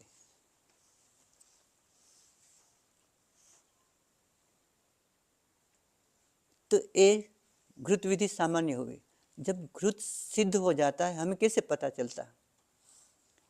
घृत सिद्ध हो जाए वो पता हमें कैसे चले? तो घृते फेनोपशमनम, जब घृत निर्माण करते तो पहले फेन आते, झाग आते हैं। जब झाग आना बंद हो जाए और फेनोपशमन हो जाए तो समझना कि घृत सिद्ध हो गया। और उनकी दूसरी परीक्षा है मर्दन वर्तिकोत्पत्ति। जब आप उसको हाथ में लो और बत्ती जैसा बनाओ तो जैसे हम रुई की वाट बनाते हैं ना, ऐसा वर्तिको जैसा, तो उसमें से स्नेहांश अलग हो गया ऐसा मानना। जब तक स्नेहांश है तब तक वो बत्ती नहीं बनेगी। तो मर्दन वर्तिकोत्पत्ति इष्ट गंध रस वर्णोद्भव, जो वनस्पति का, जैसे हम शतावरी घृत का निर्माण करते हैं तो शतावरी का जो सुगंध है, शतावरी की जो गंध है, उसका जो वर्ण है, वो जब सब कुछ आ जाए तो मानना कि वो घृत सिद्ध हो गया। तो ये सारी उनकी परीक्षा है। फिर स्वंग सिद्ध करके उनको बोतलों में भर के उसका विक्री कर सकते हैं। तो इसी तरह से घृत कल्पना। अभी गोरख जी का एक प्रश्न था घृत मूर्छना विषय। जब सादे घी से औषध कल्पना बनाना हो और कफनाशक व्याधि हो तो उसमें आम का अवशेष रह जाता है। तो आम पाचनार्थ मूर्छना कल्पना दी गई है। मूर्छना का मतलब होता है परिशोधनम, मूर्छनम परिशोधनम, मूर्छना का यही मतलब यहाँ शास्त्र में दिखाया गया है। तो घृत को परिशुद्ध करने के लिए घृत से जैसे 4 भाग हम क्वाथ द्रव्य में उबालते वैसे 4 भाग पानी में उबालते, केवल घृत को। घृत के साथ कुछ कल्क का प्रक्षेप किया जाता है, जैसे हम कल्क डालते हैं उसमें 1 भाग, ऐसे इसमें भी हरितकी, बिबितक, आमलकी, हरिद्रा, मुस्ता आदि औषध डाल के उनको उबालते हैं और पानी का थोड़ा जलीयांश रह जाए तब उतार देना, फिर उनको सप्ताहावधि तक रखना, 1 सप्ताह तक, तो वो घृत मूर्छित हो गया, फिर उसमें दुर्गंध नहीं आएगी।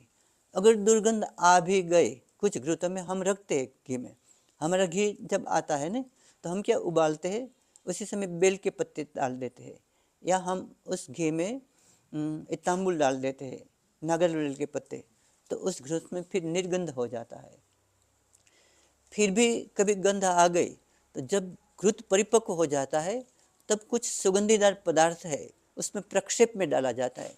जैसे हम चाय बनाते हैं तो बाद में हम इलायची और सुगंधी द्रव्य है डालते हैं, वैसे कस्तूरी है, ऐसे सुगंधीकर जितने द्रव्य है सारे के सारे सुगंधीकर हमारे घृत को सुगंधी बनाने के लिए सुगंधी द्रव्य पीछे से, जैसे घृत निर्माण हो गया उतारा गर्म था उसी अवस्था में हम उसमें सुगंधीकर द्रव्य डाल देते तो उसमें निर्गंध रहता है और सुगंध उत्पन्न हो जाती है। तो सुगंधी द्रव्यों से कस्तूरी है, लवंग है, इलायची है, जातिफल है, ये सब सावंतरी સૌથી best. जातिफल, लवंग जो शास्त्र में दिया है ये सब ए है द्रव्य, तो उनसे घृत को सुगंधीकर बनाने का एक प्रमाण है। इसी तरह से हम घृत कल्पना तैयार कर सकते हैं। तो घृत कल्पना हुई, उसमें हमारे पास प्रथम हम तो बीमार नहीं है और हमें निरोगी रहना है। गोरख जी का प्रश्न वो भी था कि क्या हम जो घी खाते हैं वो कभी नहीं पचते हैं, उसमें अमावस्था रह जाती है, तो हम खाने वाले घृत में भी मूर्छना कर सकते हैं। हाँ, खाने वाले घृत में भी जिनका अग्नि मृदु है, जिनको घृत पाच्य नहीं है, ऐसे लोगों के लिए मूर्छना। जिन लोगों को जैसे दूध पाच्य नहीं है, छोटे बच्चों को डायरिया हो जाता है, तो दूध को सुपाच्य बनाने के लिए जितना दूध है उतना ही पानी डालते हैं, फिर उसमें पानी जल जाए और दूध अवशिष्ट रह जाए तब तक उतार के उस दूध पिलाने से वो बच्चा है दूध को सुपाच्य कर सकेगा। वैसे जितना घी है उतना ही पानी डाल के उनको थोड़ा जलावशिष्ट रख के उतार कर फिर उस घृत का सेवन कर जाए तो मृदु अग्नि वाले को और शाम जिनको आमता है वो लोगों भी घृत का प्रयोग कर सकते हैं, तो उनसे आमविष उत्पन्न नहीं होता। अन्यथा आमविष होता और आमविष से अनेक व्याधि उत्पन्न होती। आमविष बहुत सारे व्याधियों का कारण है, इसीलिए शरीर में पहले घृत का सेवन करना हो तो आम को निराम करना जरूरी है। तो निराम की ये विधि है घृत को निराम करने की। तो फिर एक घृत लिया जाता है ઘી જેટલું જ પાણી ને घृत के समान, एक मूर्छना कल्पना में समान भाग पानी है जो हमें व्यवहार में प्रतिदिन उपयोग करना है। एक घृत में 4 भाग पानी है, कुछ में अष्ट भाग भी पानी है, और कुछ घृतों को लंबे समय 1 साल के बाद हमें उपयोग करना है तो 16 गुल भी पानी आप उसमें उपयुक्त कर सकते हो। अलग अलग प्रकार से मूर्छा कल्पना है, उनका विचार किया गया है शास्त्र में। लेकिन प्राचीन भारतीय जो शास्त्र में कल्पना है उसमें मूर्छना कल्पना नहीं है। मूर्छना कल्पना संग्रह काल से आई हुई मूर्छना कल्पना है। पहले लोगों का अग्नि ही तेज रहता था तो मूर्छना कल्पना की आवश्यकता संग्रह काल से, यानी 500 साल से मूर्छना कल्पना 500 साल से भाव प्रकाश माधव निदान सारंगधर संहिता उनके काल से आई है। अब हम जाते घृत निर्माण विधि में।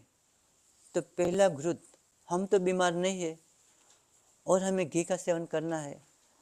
मनसुख भाई को 100 साल स्वस्थ जीना है, वीणा बेन को भी जीना है, सबको जीना है।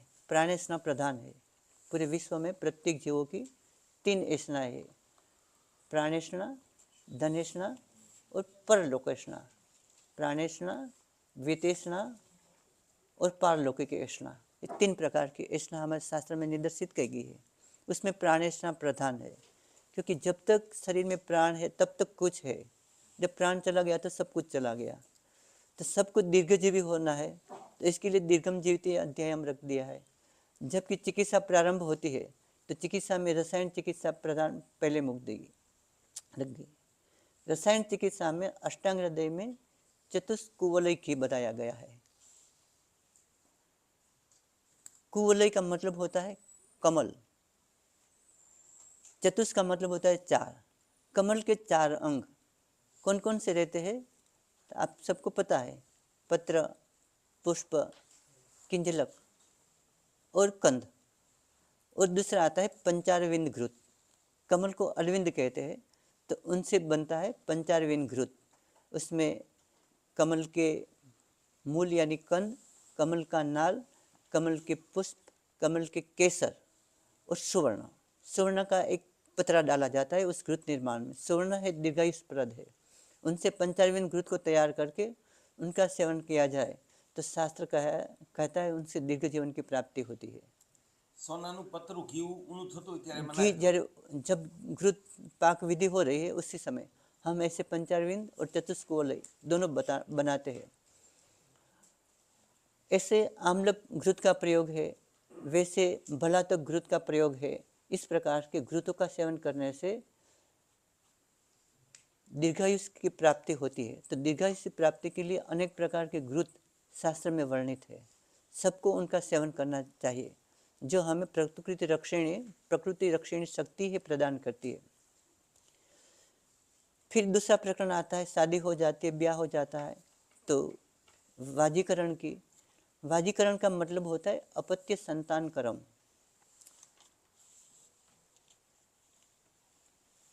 पुत्र के गर्भ पर पुत्र आया, तीसरी पीढ़ी में पुत्र भी आए। हमारे शरद भाई गांधी जी की तीसरी चौथी पीढ़ी है, तो पुत्र के घर भी पुत्र, उनके घर भी पुत्र आ जाए, इतना शुक्र के अंदर सामर्थ्य प्राप्त हो, उनके लिए दूसरा जो चैप्टर आता है वाजीकरण का आता है, अपत्य संतान कर्म। अपत्य के घर भी संतान उत्पन्न हो, ऐसा प्रशस्त शुक्र बनाने के लिए शास्त्र में दिया है अपत्य कर घृत। संतान को अपत्य कहते हैं। तो अपत्य कर घृत के अंदर शतावरी, अश्वगंधा, विदारीकंद और कवचा, ये 4 से सिद्ध किया हुआ घृत अपत्य कर घृत बनता है। हम बहुतायत से प्रयोग करते हैं, सारे लोगों में संतान प्राप्ति हो ही जाती है इनसे। तो उनकी सेवा केवल शतावरी घृत है। शतावरी घृत का प्रयोग करने से हमने कई लोगों में देखा है जिनमें मोटिलिटी या स्पर्म काउंट भी 0 रहता है, उनमें भी इंक्रीज आ जाता है। मोटिलिटी 0 रहती है, उनको भी इंक्रीज करता है। और ऐसे संतानों में भी हमें सिद्धि मिली है केवल शतावरी घृत से। ऐसे ही विदारीकंद से विदारी घृत निर्माण किया जाता है। विदारी रसायन पहले बनाना चाहिए। रसायन वीणाबेन एक थेरापी चलते हैं ना, नैनो टेक्नोलॉजी। आयुर्वेद में नैनो टेक्नोलॉजी का प्रयोग किया गया है। उसमें शतपाक घृत, शतपाक तेल, एक ही तेल है, एक ही घृत है। सहस्त्रपाकी, शतपाकी बलाघृत और सहस्त्रपाकी बलाघृत, एक ही घृत को 100 बार पाक निर्माण किया जाता है। 4 भाग जो औषधीय द्रव्य है उनमें डाल के उस घृत सिद्ध हो गया, उनको दोबारा वैसे ही सिद्ध करे जो अवशिष्ट की रहा, उनको दोबारा ऐसे 100 बार, ऐसे 1000 बार तैयार कर। तो वो क्या करता है, हमारा बीज भागावयव, हमारे जो शरीर के भीतर डीएनए रहता है, उनके अंदर भी उनके भी जो अवयव रहते हैं वहाँ जाकर वो कार्य करते हैं। और आनुवंशिकता में जो आने वाले व्याधि है उनको ऐसे घृत खत्म करते हैं। वेदों में एक संस्कार आता है वासंतीकरण संस्कार। वासंतीकरण संस्कार में और कुछ बात नहीं है, अथर्ववेदिक कर्मज व्याधि विज्ञान नाम की बुक में सारा संदर्भ दिया है। तो उसमें हम हमारे शरीर के संशोधन करते हैं। शरीर में संशोधन करके फिर उस व्याधि के जो औषध है उनका प्रयोग किया जाता है, या उस व्याधि से सिद्ध घृत का प्रयोग किया जाता है, जिनसे आनुवांशिक व्याधि परंपरा से कुटुंब में, जैसे डायबिटीज किसी को हो, हाँ, तो डायबिटीज में धन्वंतरि घृत का प्रयोग, डायबिटीज में लोग बोलते हैं कि घी नहीं खाया जाता है, लेकिन डायबिटीज में धन्वंतरि घृत का प्रयोग है। तो ऐसे धन्वंतरि घृत का प्रयोग करके उन लोगों को दिया जाए तो उस आनुवांशिकता में आने वाले डायबिटीज का पराभव किया जाता है। तो संतान निरोगी कैसे जन्मे, संतान में आनुवांशिक व्याधि कैसे न हो, उसके लिए विकृत कल्पना है। अपत्यघृत घृत है, शतायु घृत है, विदारी घृत है, ये पंचारविन घृत फिर इसमें डाल दिए। इसमें जितनी सारी दिव्य औषधियाँ दी है वो सारी, सोम आदि जितनी सारी औषधियाँ है वो सभी रसायनवाजीकरण में सब सेम प्रयुक्त हुई है। तो फिर जाते हैं हम हमारे आगे ज्वर चिकित्सा में। ज्वर चिकित्सा में गुरुचि घृत दिया है। तीसरा अध्याय आता है ज्वर चिकित्सा।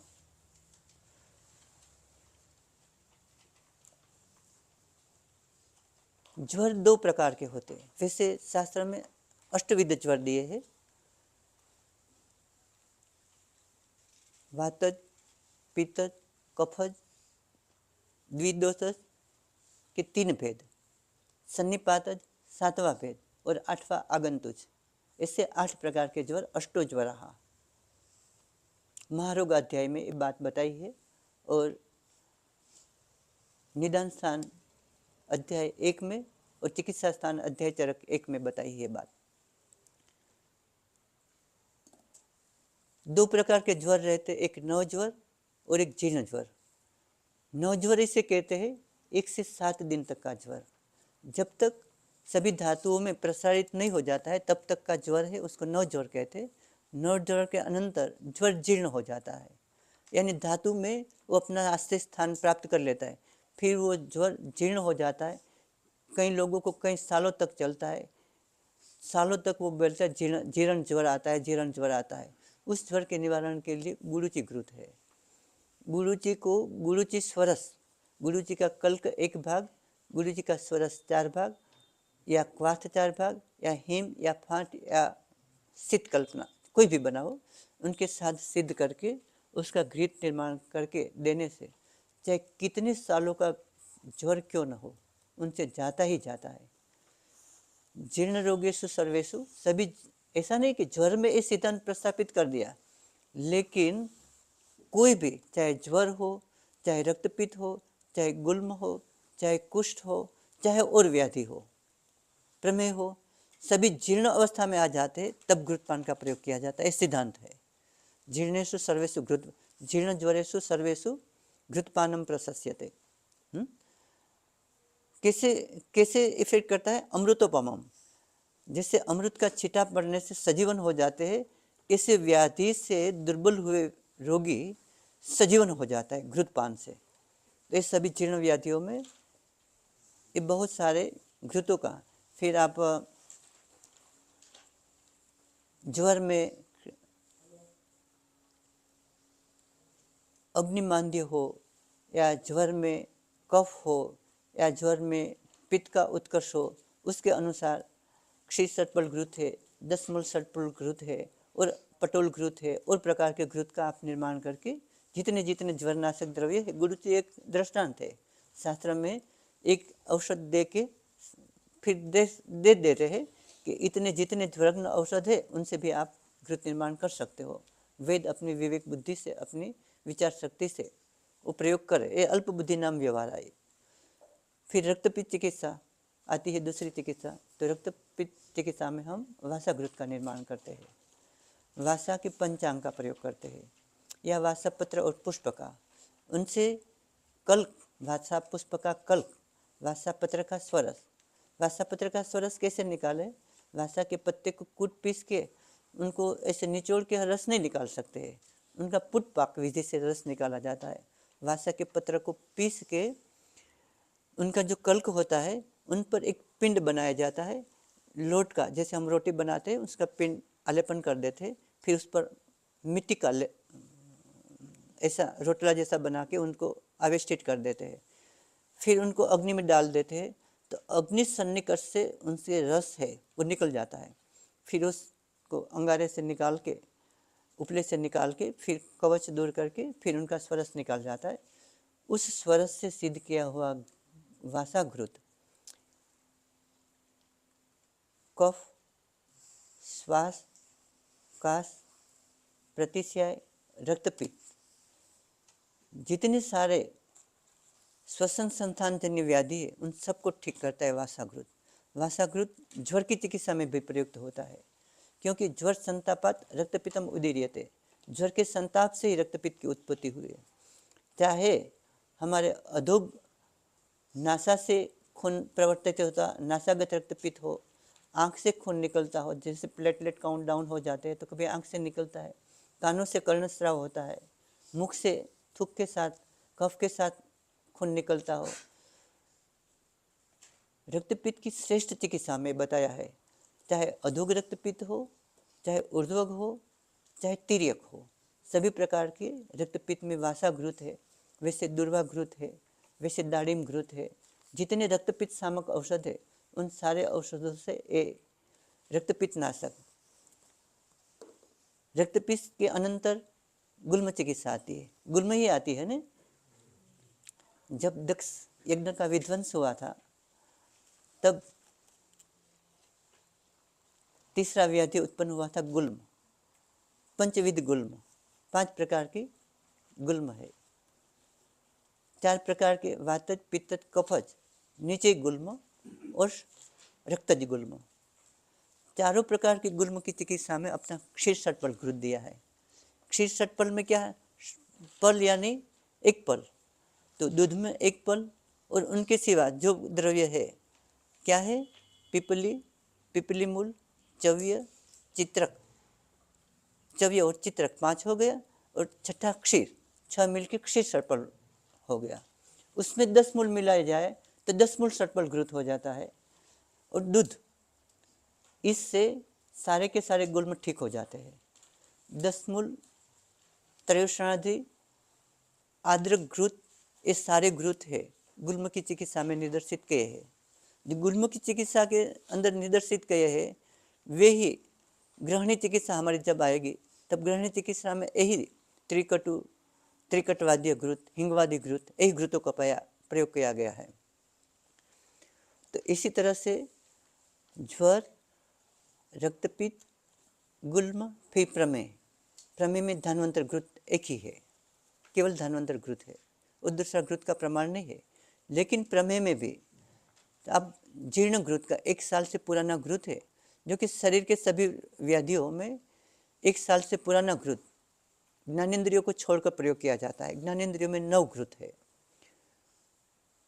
फिर प्रमेह के बाद कुष्ठ आता है, प्रमेह के बाद कुष्ठ ही आता है ना,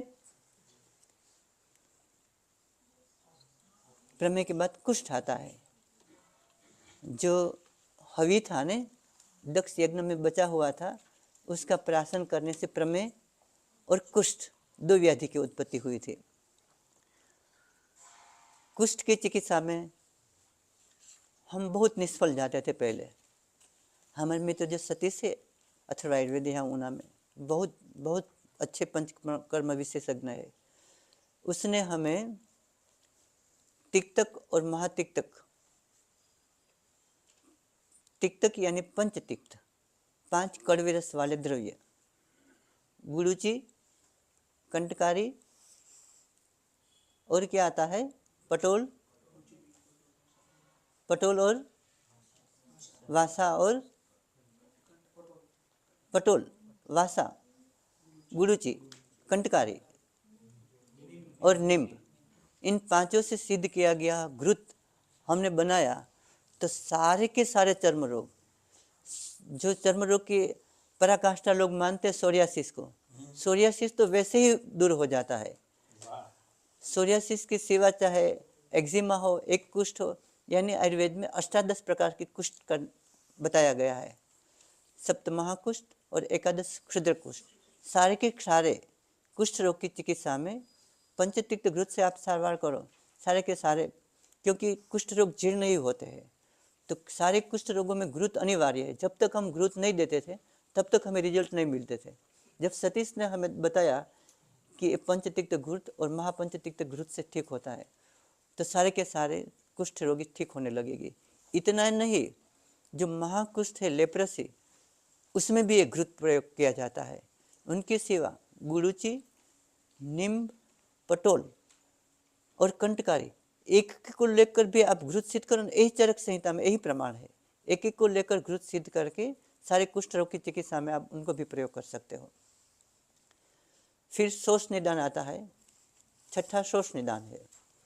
तो सारे शोष की चिकित्सा में भी अब प्रश्न आता है, शोष में अग्निमांद्य रहता है। गुरु जी वाला प्रश्न अभी यहाँ काम लाग आता है। उसमें साम भी रहता है और अग्निमांद्य भी रहता है। तो अग्नि को प्रदीप्त करने के लिए शोष रोग और यक्ष्मा दोनों की चिकित्सा के अंदर निराम किया हुआ ही, मूर्छना कल्पना किया हुआ ही घृत का प्रयोग करना चाहिए। उसमें चाहे वासा घृत का प्रयोग करो, चाहे और घृत का प्रयोग करो, सभी घृत को मूर्छित करके ही यक्ष्मा और शोष दोनों में उपयोग करना चाहिए। यक्ष्मा कैसे उत्पन्न होता है? यह यथा शक्ति से अधिक बल, वेग विधारणा और संधारणा और क्षयात, चार प्रकार से क्षय और शोष की उत्पत्ति होती है। और चार प्रकार की क्षय की चिकित्सा में शतावरी घृत है, अपना यही वासा घृत का फिर यहाँ प्रयोग कर सकते हो। फिर संग्रह ग्रंथों में अजा पंचक घृत दिया है। अजा का मतलब होता है बकरी। बकरी की घृत, बकरी की जो लिंडी आती है उसका पुरुष आता है अजा पुरुष, उनसे स्वरस निकालते हैं, जैसे हम गो पुरुष से निकालते हैं। तो अजा पुरुष, अजा मूत्र, अजा दधि और अजा घृत, उस पंच से अजा पंच घृत सिद्ध करके हमने बहुत प्रयोग किया है। पहले बहुत सारे राज्य क्षमा के पेशेंट अजा पंच घृत से ठीक हो ही जाते हैं। सारे के सारे यक्ष्मा के पेशेंट, वो बहुत कम दिनों में। अजा पंच घृत के साथ हम अमृता सत्व का प्रयोग करते हैं और उनके साथ प्रवाल पिष्टि अमृता सत्व के साथ मिला देते हैं। उनसे योग देने से सारे के सारे शोष रोग और सारे के सारे यक्ष्मा है वो ठीक हो जाते हैं। यक्ष्मा के 11 लक्षण भी ठीक हो जाते हैं। तो शोष, फिर उन्माद चिकित्सा आती है। उन्माद चिकित्सा आती है। उन्माद चिकित्सा में धी, ध्रुति, स्मृति उसका विभ्रम हो जाता है। मदि यदि उद्गताम दोषा यस्माद उन्मादगामिता, जिसमें हमारे दोष से उद्भ्रांत हो जाते हैं और मनुष्य के अंदर क्षणिक समय के लिए और सदा के लिए अमर्त्य वात वीर्य विक्रम आ जाता है। उनकी शक्ति से देवों की शक्ति आ जाती है। मृत्य माने मनुष्य, मनुष्य के अलावा जो राक्षस है, गंधर्व है, यक्ष है, किन्नर है, पिशाच है, अमानुष प्रतिषेध नाम का एक अध्याय महर्षि सुश्रुत ने दिया है। उसमें सारे 16 प्रकार के ग्रह रोग है, उनका वर्णन किया गया है। सारे के सारे है उन्माद चिकित्सा के भीतर आ जाते हैं। तो उन्माद चिकित्सा में जैसे मनसुख भाई बताते थे ब्राह्मी घृत, तो यहाँ प्रयुक्त हुआ है। ब्राह्मी स्वर से सिद्ध ब्राह्मी घृत का प्रयोग करने से उन्माद का शमन हो जाता है। ब्राह्मी घृत है, पैचास घृत है, महापैचास घृत है, तिक्तक घृत है, महातिक्तक घृत है, मायुर्वेद्य घृत है, महामायुर्वेद्य घृत है।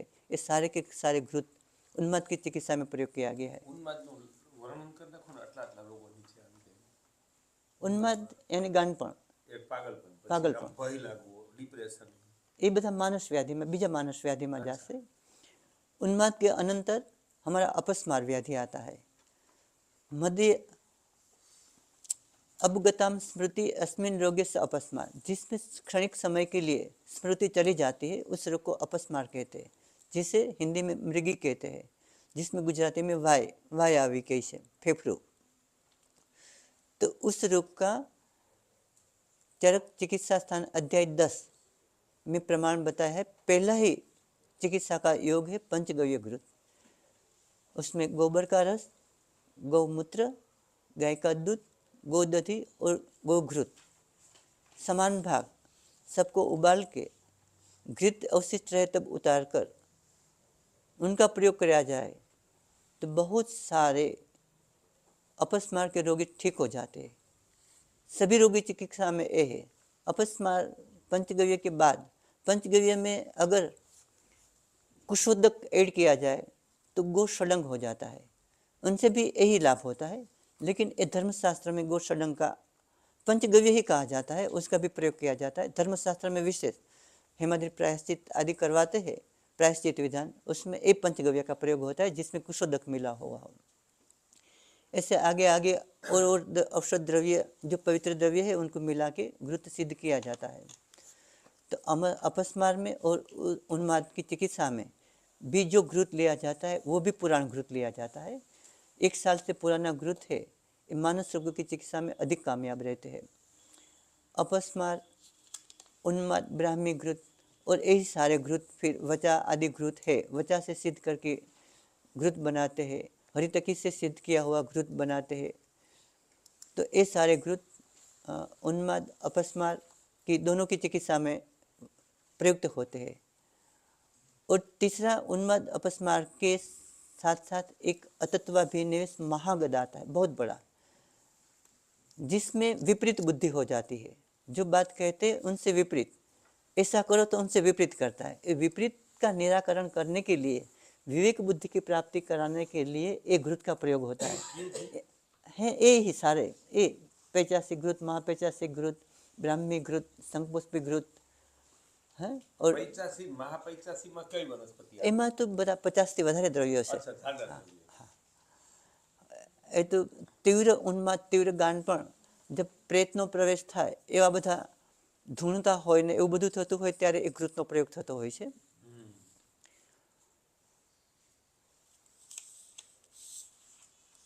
तो આવી રીતે ऐसे हमारी घृत कल्पना और व्याधि में भी आगे आगे चलती है। तो इसी प्रकार से बहुत सारे व्याधियों का शमन किया जाता है। और जो घृत कल्पना बनाई है तो जानू ने PDF किया है, कोई मंगवा लो और आप सबके फ़ोन में डाल दो, तो सबको जितने सारे घृत के योग है वो सब, उनमें से आपको जो खदीर घृत है, कुष्ठ में हम प्रयोग करते हैं, या और घृत में जो भी घृत में प्रयोग करते हैं, कैंसर में अभी जो प्रयोग करते हैं हेमकंद घृत, उनका भी बहुत अच्छा प्रयोग है। और गोमीकंद, उनका भी बहुत अच्छा प्रयोग है। कृष्णावली घृत प्रयोग करते हैं, उनका भी बहुत अच्छा कैंसर में प्रयोग है। और वरुणादि घृत जो हम प्रयोग करते हैं उनका भी बहुत अच्छा प्रयोग है। लेकिन चिकित्सा के बारे में प्रकृति, ये हार्दिक भाई कल हमें बताते थे कि ये वैद्य लोग सारे आए हैं, वो जब तक नहीं जानेंगे कि ये पित्तज उन्माद है, ये कफज उन्माद है, ये वातज उन्माद है, ये द्विदोदश उन्माद है, ये सान्निपातिक उन्माद है, ये जब नहीं जानेंगे और घृत दे देंगे तो समाज में तो उनकी प्रतिष्ठा कि घृत से दिया नहीं ठीक हुआ तो उनकी प्रतिष्ठा खंडित हो जाएगी, ऐसा भी होगा। तो प्रकृति, करण, देश, राशि, काल, बहुत सारे जो चिकित्सा के अंग है उनका ज्ञान न हो तो हमारे शास्त्रकारों ने एक अध्याय रख दिया है, अल्प बुद्धि नाम व्यवहाराय।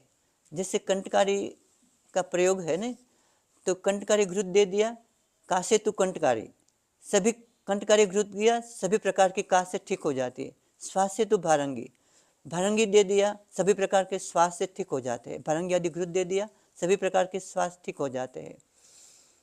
अल्डूसी है रक्तपित्त, रक्तपित्त प्रस्मना नाम, रक्तपित्त में सर्वोत्तम है, तो सारे रक्तपित्त हो गया, तो वासा घृत दे दिया तो सारे के सारे रक्तपित्त ठीक हो जाते।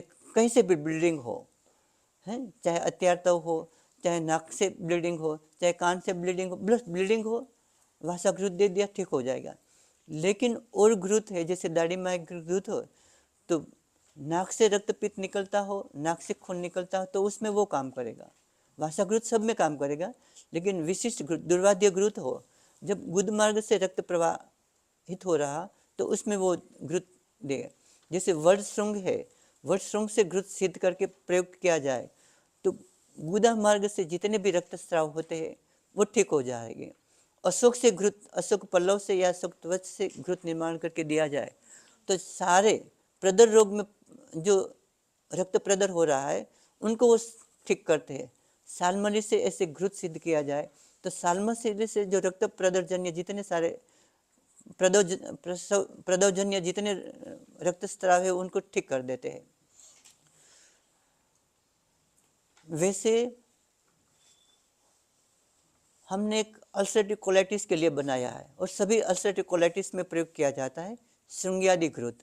उसमें वर्ट श्रृंग, उसमें उदुम्बर श्रृंग, उसमें अश्वस्थ श्रृंग, 3 वनस्पति के श्रृंग, श्रृंग यानी बर्ड्स, उनका अग्रभाग, तीनों को ग्रहण करके पहले जैसे ये हमारे से ठीक नहीं होता था सोरियासिस, वैसे अल्सरेटिव कोलाइटिस भी ठीक नहीं होता था। जब से हमारे पास ये आया ने श्रृंग्यादि घृत, तब से सारे के सारे अल्सरेटिव दुनिया के चाहे पूरा आंत भी उसमें स्कारिंग क्यों ना हो गया, कई सालों से भी ब्लीडिंग क्यों ना होता हो, लेकिन श्रृंग्यादि घृत से ठीक होता ही होता है। तो ऐसे घृत का आप सभी में सर्वत्र प्रयोग कर सकते हैं। तो ऐसे कई घृत निर्माण है, समस्त रोगों में, समस्त भेदों में भी प्रयोग किया जाता है। जो पंचाशता महाकषाय कल्पना में दिया है उसका, जैसे श्वासहर है तो सभी 10 औषध से सिद्ध घृत करो और सभी कल्पनाओं में सभी प्रकार के श्वास में दो काम करेगा। सभी काशहर महाकषाय है तो सभी प्रकार के काश में दो, उससे सिद्ध सभी प्रकार के काश का हिक्का नाशक घृत दो तो सभी प्रकार के हिक्का प्रशमन हो जाएगी।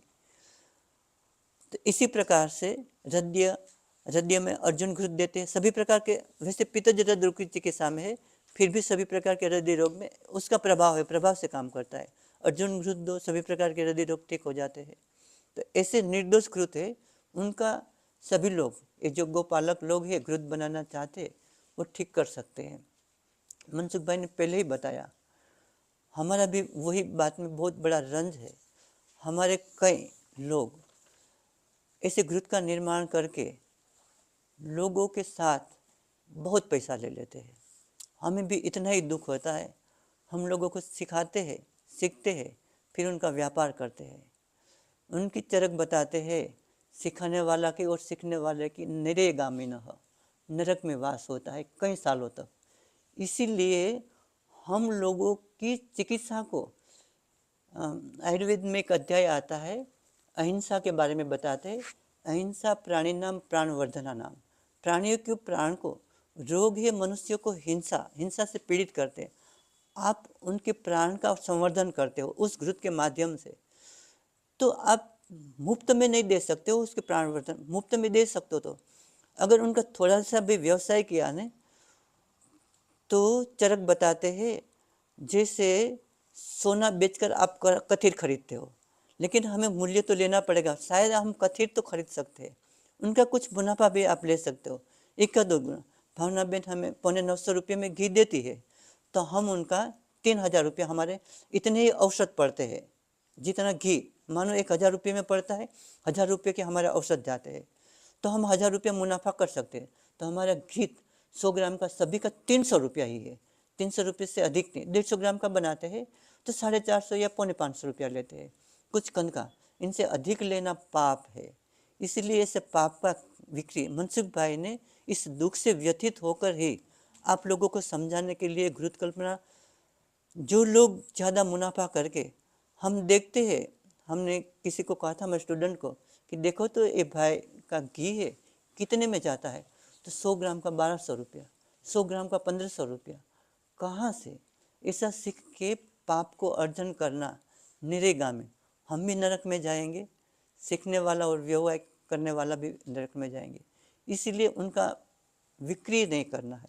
लोगों को ठीक करने के लिए जब गायों के सानिध्य में आए, गायों के साथ रहते हो और गाय को लात मारते हो, गायों के सानिध्य में आए हो, गाय से इतनी विधियाँ सीखी तो प्राणी का प्राणवर्धन करो, अहिंसा बढ़ाओ, उनको हिंसा करने वाले रोगों को ठीक करो, नहीं कि उनका व्यापार करके उनके खून का, उनके प्राण का आहरण करो।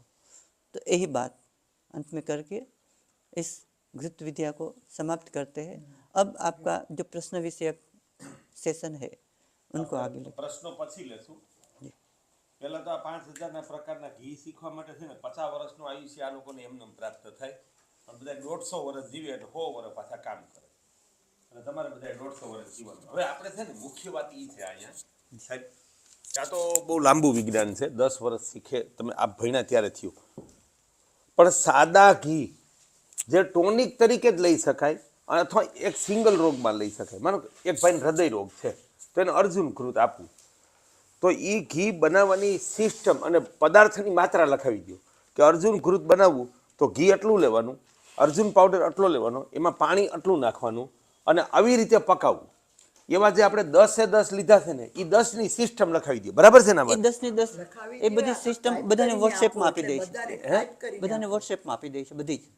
नहीं मात्रा मात्रा આ બધાને વોટ્સએપ पर छताई मोटे कही दो. आपने जब शुरू કર્યું ने जब हमने प्रारंभ किया ने तभी वो बता दिया था कि कल एक भाग कल का तो चतुर्गुणी कृति घृतम, कल्क से 4 भाग घृत, घृत से એટલે કલ્ક પેલા કલ્કની વ્યાખ્યા કરો. એ બધી આપી, એ સમજાયું શરૂઆતમાં. હા નહીં, માનો આપણે અર્જુન ઘી બનાવવું છે તો પાવડર કેટલો લેવાનો? બધું લખીને આપશે તમને. એક મિનિટ તમે બોલો.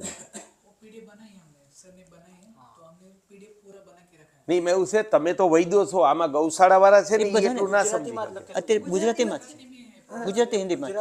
ને અર્જુન બસ છતાંય મોટે એક કહી દો ને, અર્જુન ઘી 1 કિલો લીધું. सर्वत्र ये सामान्य नियम है कि अगर हमने 1 किलो कल्क लिया अर्जुन का, चाहे शुष्क द्रव्य हो, जब आर्द्र का बनाना है तो द्विगुण तद्विगुणम, उनसे 4 भाग घृत लिया, घृत से 4 भाग अधिक 4 भाग द्रव्य लिया, चाहे अर्जुन का स्वरस हो, चाहे अर्जुन का क्वाथ हो, चाहे अर्जुन का शीत हो, चाहे अर्जुन का फांट हो, वो उनसे 4 भाग. फिर जो अर्जुन का क्वाथ है या अर्जुन का स्वरस है वो पूरा जल जाए और केवल घृत का घृत रहे, तब उनकी परीक्षा का विधान भी बताया था, फेनोपशमनम, उसका फेन समन हो जाता है, मर्दन वर्तिकोत्पत्ति. और अर्जुन तोड़ने से हमें जो स्मेल आती है उसका जो स्वाद आता है, इष्ट रस गंध रस वर्णोत्पत्ति, उसके वर्ण उसके रस और गंध की उत्पत्ति हो जाए तो वो घृत सिद्ध हो गया. सभी घृतों में ही सामान्य विधि है. એટલે માનો કે 1 કિલો આપણે અર્જુન ઘી બનાવવું તો પહેલેથી કયો અમને हाँ, કે एक ભાઈ પેલો પાવડર કેટલો લેવાનો?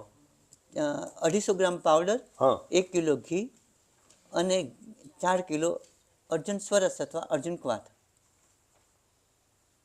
એટલે અર્જુનનું ઓલું ખાલી પાણી લેવું કે ઉકાળો કરી લેવાનો પાછો? એનો સ્વરસ પણ વાપરી શકાય, એનો ક્વાથ પણ વાપરી શકાય. કવાથ બનાવવો કઈ રીતે? માનો તમને આ સમજાઈ ગયું, તમે બનાવી શકશો અર્જુન ઘી ભાઈ? किसी को समझ न पड़ा हो तो ऊंची अंगुली करो. હાલો तो हम- તમે હવે આ સાંભળી અને અર્જુન ઘી બનાવી શકે ને ગૌશાળા વાળા હાથ હધેર કરો, अगर कोई ના न સમજાણું એ હાથ હધેર કરો. अगर कोई न समझे હે जी, હા, જો એટલે એવું થાય, આ બધા ગૌશાળા વાળા ન સમજાય તો વૈદ્યો ને સમજાય બધું. તમે હાવ સાદી ભાષામાં કહો કે 1 કિલો ઘી અર્જુનનું બનાવવું છે. हाँ, હવે એમને આટલો પાવડર. એમને क्वाथ की परिभाषा, क्वाथ उसे कहते हैं जितना हमारे पास औषध द्रव्य है उनसे 8 गुण जल, जल में उबाल आ जाए और उसका कभी आधा कैसा द्रव्य है उनके पर आधा रहता है, कभी आधा, कभी चतुर्गुण, कभी अष्टमांश, कभी 16 इतना अवशिष्ट रख के उनको छान लिया जाए, फिर वो क्वाथ बन गया.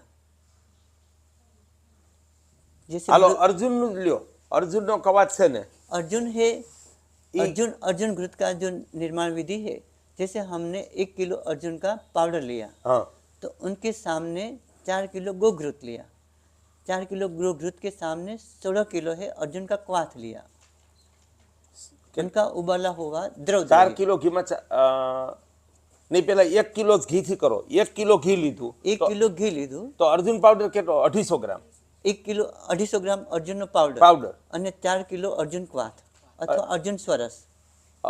અર્જુનનો 4 કિલો કવાથ બનાવવા માટે પેલા 16 કિલો પાણી લેવું પડે કે 8 કિલો? એમાં 16 કિલો પાણી લેવું પડે. હા 16 કિલો પાણી લઈ 4 કિલો અર્જુનને 16 કિલો પાણીની અંદર ઉકાળવાનું, 4 કિલો પાવડર ને 4 કિલો પાવડરને 16 કિલો પાણીમાં ઉકાળવાનું હા અને પછી- એનું અર્ધમાંશ અડધું રીએ, અડધું અથવા ચતુર્થાંશ, આ ચોથો ભાગ રીએ. હાલો લીલું હોય તો અર્ધમાંશ, સૂકું હોય તો ચતુર્થાંશ હા એટલું રાખી ચોથો ભાગ રાખી પછી એ 16 કિલો થવું જોઈએ 4 કિલો થવું જોઈએ આ ઈ કવાથ કવાથ હા પછી એ બધું મિક્સ કરી અને 4 કિલો કવાથ ને 1 કિલો ઘીમાં ઉકાળવાનું. હા 4 કિલો કવાથને 1 કિલો ઘીમાં ઉકાળવાનો. તો 1 કિલો ઘી હોય તો સામે કુલ અર્જુન પાવડર કેટલો થશે? 4 કિલો 4 કિલો એ અને 250 ગ્રામ આ 250 ગ્રામ પાવડર. હા અને પેલું 4 કિલો 4 કિલો કવાથ પાકેલો કવાથ 4 કિલો. પાકેલો કવાથ. કવાચની અંદર પાંદડા ડાળી કવાથ અલગ અલગ મૂળનો બને, છાલનો બને, પત્રનો બને, પુષ્પનો બને, કવાથ અલગ અલગનો બને. નહીં હૃદય રોગ માટે તો છાલનો જ બરાબર છે ને? હા રજન પ્રત્યેક ઔષધિ દ્રવ્ય હોય એનું પ્રયોજ્ય અંગ હોય. જેમ કે અર્જુન છે તો અર્જુનને છાલ છે, કંટકારી છે તો મૂળ છે, વાસા છે તો પત્ર છે, કમલ છે તો પુષ્પ છે, હા હા એ તો બરાબર કેસર છે તો એનું કેસર છે. મનસુખભાઈ, આમાં એવું થશે કે જે સાવ નવી તરફથી જે બનાવે છે ને એ લોકોને કમ્પ્લીટ જે આપણે પ્રમાણ આપ્યું છે જે थोड़ा बहुत व्याजबी भी है, लेकिन हमारे कई स्टूडेंट आते हैं ना, वो एक एक साल रहते हैं, जाते हैं फिर वहाँ से फ़ोन करते हैं गीत कैसे बने. Unless you do practical, this is just a beginning. Unless you do properly practical, you will do not proper. એટલે સાહેબ જો And take આપણે જે your 10 time. લખ્યા છે ને ઘી घृत ઈ જે આ છે લોકો બનાવી શકે ને ત્યાંથી શરૂઆત કરો. બધાયમાં કલરમાં ફેરફાર આવશે, દ્રવ્યોમાં ફેરફાર આવશે, લીલું વાપરતા Exactly. હશે તો You ફેરફાર have આવશે. to do practical. એટલે પ્રેક્ટિકલ સિવાય ગ્રુપ બનાવવાની प्रैक्टिकल सिवाय એટલા આજે માટે ના नहीं થાય. बने આજે તો कि એ થાય जब જ નહીં એક जब हम વારમાં. घृत निर्माण करते हैं ना तब उनके 3 पाक हो जाते हैं, मृदु पाक, मध्यम पाक और खर पाक. और तीनों 5 मिनट की अवस्था में डिफरेंस हो जाते हैं. Exactly. केवल मध्यम पाक है वही जो घृत निर्माण करते हैं ना, वो हम आभ्यंतर प्रयोग कर सकते हैं उसमें मध्यम पाक. जबकि हमें बाह्य उपयोग करना है तो खर पाक या कभी नस्य आदि लेना है तो मृदु पाक करना है. तो विभिन्न प्रकार से इसलिए आयुर्वेद का अध्ययन जरूरी है और प्रैक्टिकल. गुरुजी, હવે આપણે કામ आप કરીએ. ऐसा कीजिए गुरुजी. जी. अब इनको मैं गुरुजी कहूंगी. Put another time कि मैं इस दिन प्रैक्टिकल ये घी करके बताऊंगा. जी Whenever your टाइम इज, आप भी बनाते होगे अपना. जी. तो जिस आ सकता है वो आएगा जिसको बहुत इंटरेस्ट है कि इस बार मैं ये घी बनाऊंगा. आप लोग जैसे यहाँ बैठे हैं पर वो प्रैक्टिकल होगा डाउन स्ट्रेन में. जी इसलिए सब लोगों ने बुलाया कि यहाँ घृत देख सके सब. देख ले. बीस और अभी ने देखा. बनाने का जो लेकिन procedure हार्दिक है, भाई का उसके लिए कहना है दूसरा टाइम रखिए. घृत because निर्माण के लिए. nothing can be હવે આપણે done કામ કરીએ, overnight. આ 10 ઘી માટે જ આ લોકોને બોલાવ્યા છે. આપણું ટાર્ગેટ પત્રથી છે. હા. એ 10 ઘીની માત્રા લખાવી દો કે 1 કિલો ઘી લેવાનું. એમાં આ એની આખી ગળ- પીડીએફ ફાઇલ તૈયાર કરી પણ દીધી એ 5000 માં ક્યાં ગોતવા 5000 જશે? ની નથી. 10 ગોતી દેશું તમને. તમારે જે 10 લખેલા છે ને એ 10 ની અલગથી કરી સાહેબ 10 ઘી છે એનો વિડીયો એક બનાવી લ્યો ને તો બહુ તમારો ટાઈમ બચશે. લખી દીધું છે આપણે. હા, 10 ઘીનો વિડીયો, એક એક ઘીનો વિડીયો તમે બનાવશો ને પછી આપી દો. સાંભળો એ જ્યારે પ્રેક્ટિકલી વસ્તુ જોશે ત્યારે એને કલ્કમાં ક્વાથમાં અને બધી વસ્તુમાં એને એક્ઝેક્ટ ખબર પડશે. એ વાત બરાબર, પણ પેલા માત્રાથી તો નક્કી થાય. માનો કે આપણે ગુડુચી ઘી બનાવવું તો એમાં ઘી એટલું લેવું, ગળુચી એટલી. સૌથી મહત્વનું એ છે. बहुत अच्छा क्वेश्चन जो बाकी रह गया था, कई बाकी छूट जाती है ना, आप क्वेश्चन करते हो तो आ जाती है. भावना बेन का प्रश्न है कि घृत निर्माण करके कब तक उपयोग किया जाए. जब ज्ञानेंद्रियों से विषय चलता है, शिरशूल है, कर्ण रोग है, हम बिलवादी घृत बनाते हैं कर्ण रोग में और बनाते हैं वसंत ऋतु में. जब फाल्गुन मास आएगा ना, बिलवा में 9 पल्लव आएंगे, दाढ़ी में 9 पल्लव आएंगे. मनसुख भाई ये जो चैत्र मास से प्रारंभ होने वाली नई ऋतु है ना, हमारा नया वर्ष उससे शुरू होता है, उसके बारे में बहुत काफ़ी जानते हैं. तो उसमें 9 पल्लव उत्पन्न होते. तो बेल के पत्ते और दाड़िम के पत्ते जब 9 पल्लव आ जाते हैं, उनसे हम बिलवादी नए घृत से बनाते, बिलवादी घृत तैयार करते, फिर कर्ण रोग में देते हैं तो उनसे सभी लोग सुनने लगते हैं. लेकिन कुछ समय के बाद बिल्व पत्ते परिपक्व हो जाते हैं. जबकि अभी बिल्व घृत का निर्माण हम करते हैं, हमने हमारी दाढ़ी है लगाई है, देसी दाड़म के पत्ते ले जाते, बिल के पत्ते ले जाते। चैत्र मास के अलावा अभी इस पौष मास में हम बनाते, तो पौष मास का बिलवादी घृत वो रिजल्ट नहीं देगा जो चैत्र मास में देता है। એટલે બધા લખો તાજા પાન ફૂટે ને વનસ્પતિને ત્યારે એનું બને, બરાબર ને? આ વાત તાજા પાન અર્જુનમાં જ્યારે પાન આવે ત્યારે। हाँ, लेकिन कुछ पल्लव से बनता है, कुछ पत्र से बनता है। નહીં, એટલે जबकि પાનની વાત છે। जब पान के बारे में ही मैं बोल रहा हूँ, हाँ। जब अर्क से बनाना है तो अर्क में परिपक्व पत्र आते પરિપક્વ પત્તે જાય। तो ये शब्द आयुर्वेद का कुछ पत्ते ऐसे हैं जो मध्यम अवस्था के पत्ते लिए जाते हैं हाँ। अधिकांश राज्य। तो कुछ में नव पल्लव, जहाँ पल्लव शब्द लगता है वहाँ पल्लव, जहाँ नए पत्ते, जब पत्ते का जब संदर्भ नहीं दिया है तो वहाँ मध्यम प्रकार के पत्र, जब संदर्भ दिया है तो कहीं परिपक्व पत्र। तो तीनों प्रकार के पत्ते चिकित्सा में उपयोग किए जाते हैं। ऐसे सब अंग प्रत्यंग। और घीનું આયુષ્ય કયો? हाँ, उसके बताया था घी की अवधि, तो हमने वो कि जब हम उनसे बना के देते हैं तो बहुत अच्छा। घी की अवधि शास्त्र में बताई है 1 वर्ष पर्यंत। घृत और तेल दोनों स्नेह कल्पना है, दोनों स्नेह कल्पना की अवधि 1 वर्ष के बाद वो उपयोग, उसमें गुण हानि आ जाती है, गुणहीन हो जाते हैं, फिर वो यथावत लाभ नहीं देते અને हैं। ઔષધિ ઘી 1 વર્ષ हाँ, 1 वर्ष नहीं आयुष्य मर्यादा में। घृत तेल की, પંચગવ્ય ઘીની सभी घृत की, બધા 1 વર્ષ। हाँ, लेकिन मानस रोग को छोड़ के માનસિક રોગો એમાં કેટલો સમય? ઈ તો હાવ તાજું पुराण। જ્યાં ઠેકા એમાં ઈ જૂનું ઘી। પછી પુરાણ ઘૃતમાંથી ઔષધિ ઘી પાછું બનાવી શકાય? हाँ, पुराण घृत माथे औषधि घृत मानस रोग में હવે આપણે ઈ વાત કરું, ખેડાની બાજુમાં એક રઢુ ગામ છે, ત્યાં એક શિવાલય છે, ત્યાં 350 વર્ષ જૂનું ઘી પડ્યું છે। 500 वर्ष जूનું, हाँ। 585 वर्ष जूનું છે। હા, તમે અહીંયા જઈ વાત ઘણી વારંવાર ત્યાંથી આપે છે ઈ લોકો? કામેશ્વર મહાદેવ। હવે ઈ વિચારતા થયા છે, અમે અહીંયા ગયા તા ને, પુનિતભાઈ મોકલા। એમાં કેવું છે એ અમારે બાજુ જાય પણ એમાં જે तो इतनी टैलेंट थी कि फर्स्ट ईयर में यहाँ आई थी ना, तो उसी समय उसने घृत का 100 किलो का संग्रह चालू कर दिया और हर साल इतना करती जाती थी। तो हर वर्ष के लिए 10 साल के बाद उनको मानस रोग में प्रयोग करेगी। એટલે તો પુરાણ અક્ષય- ઘી વધારે વાપરવાનું ક્યારથી શરૂ કરવું? 5 વર્ષ પછી 10 વર્ષ? 10 वर्ष પછી। 10 વર્ષ પહેલા ઓછું કામ કરે ને, 10 થી જ પુરાણ ગણે। हाँ, 10 थी पुराण घृत। ઈ બહુ મહત્વ। મેં 50 કિલો ઘી મૂકી દીધું 2022 માં। પેલા 4 કિલો હતું ઈ દઈ દીધું વૈદ્યોને બધાને। યોગ્ય કઈ રીતનું શું ને કેમ અને આ થયું હોય તો એના માટે શું? घृत विषय पूछो ना, ગૌમૂત્ર અર્ક। घृत विषय पूछो ने, एम कहूँ। અચ્છા ભાઈ આંખ માટેનું મેં પૂછ્યું હતું। हाँ, मनसुख भाई जवाब आपी दीधो ने, जीवंती घृत, સેવન જીવન जीवंती। आँख माटे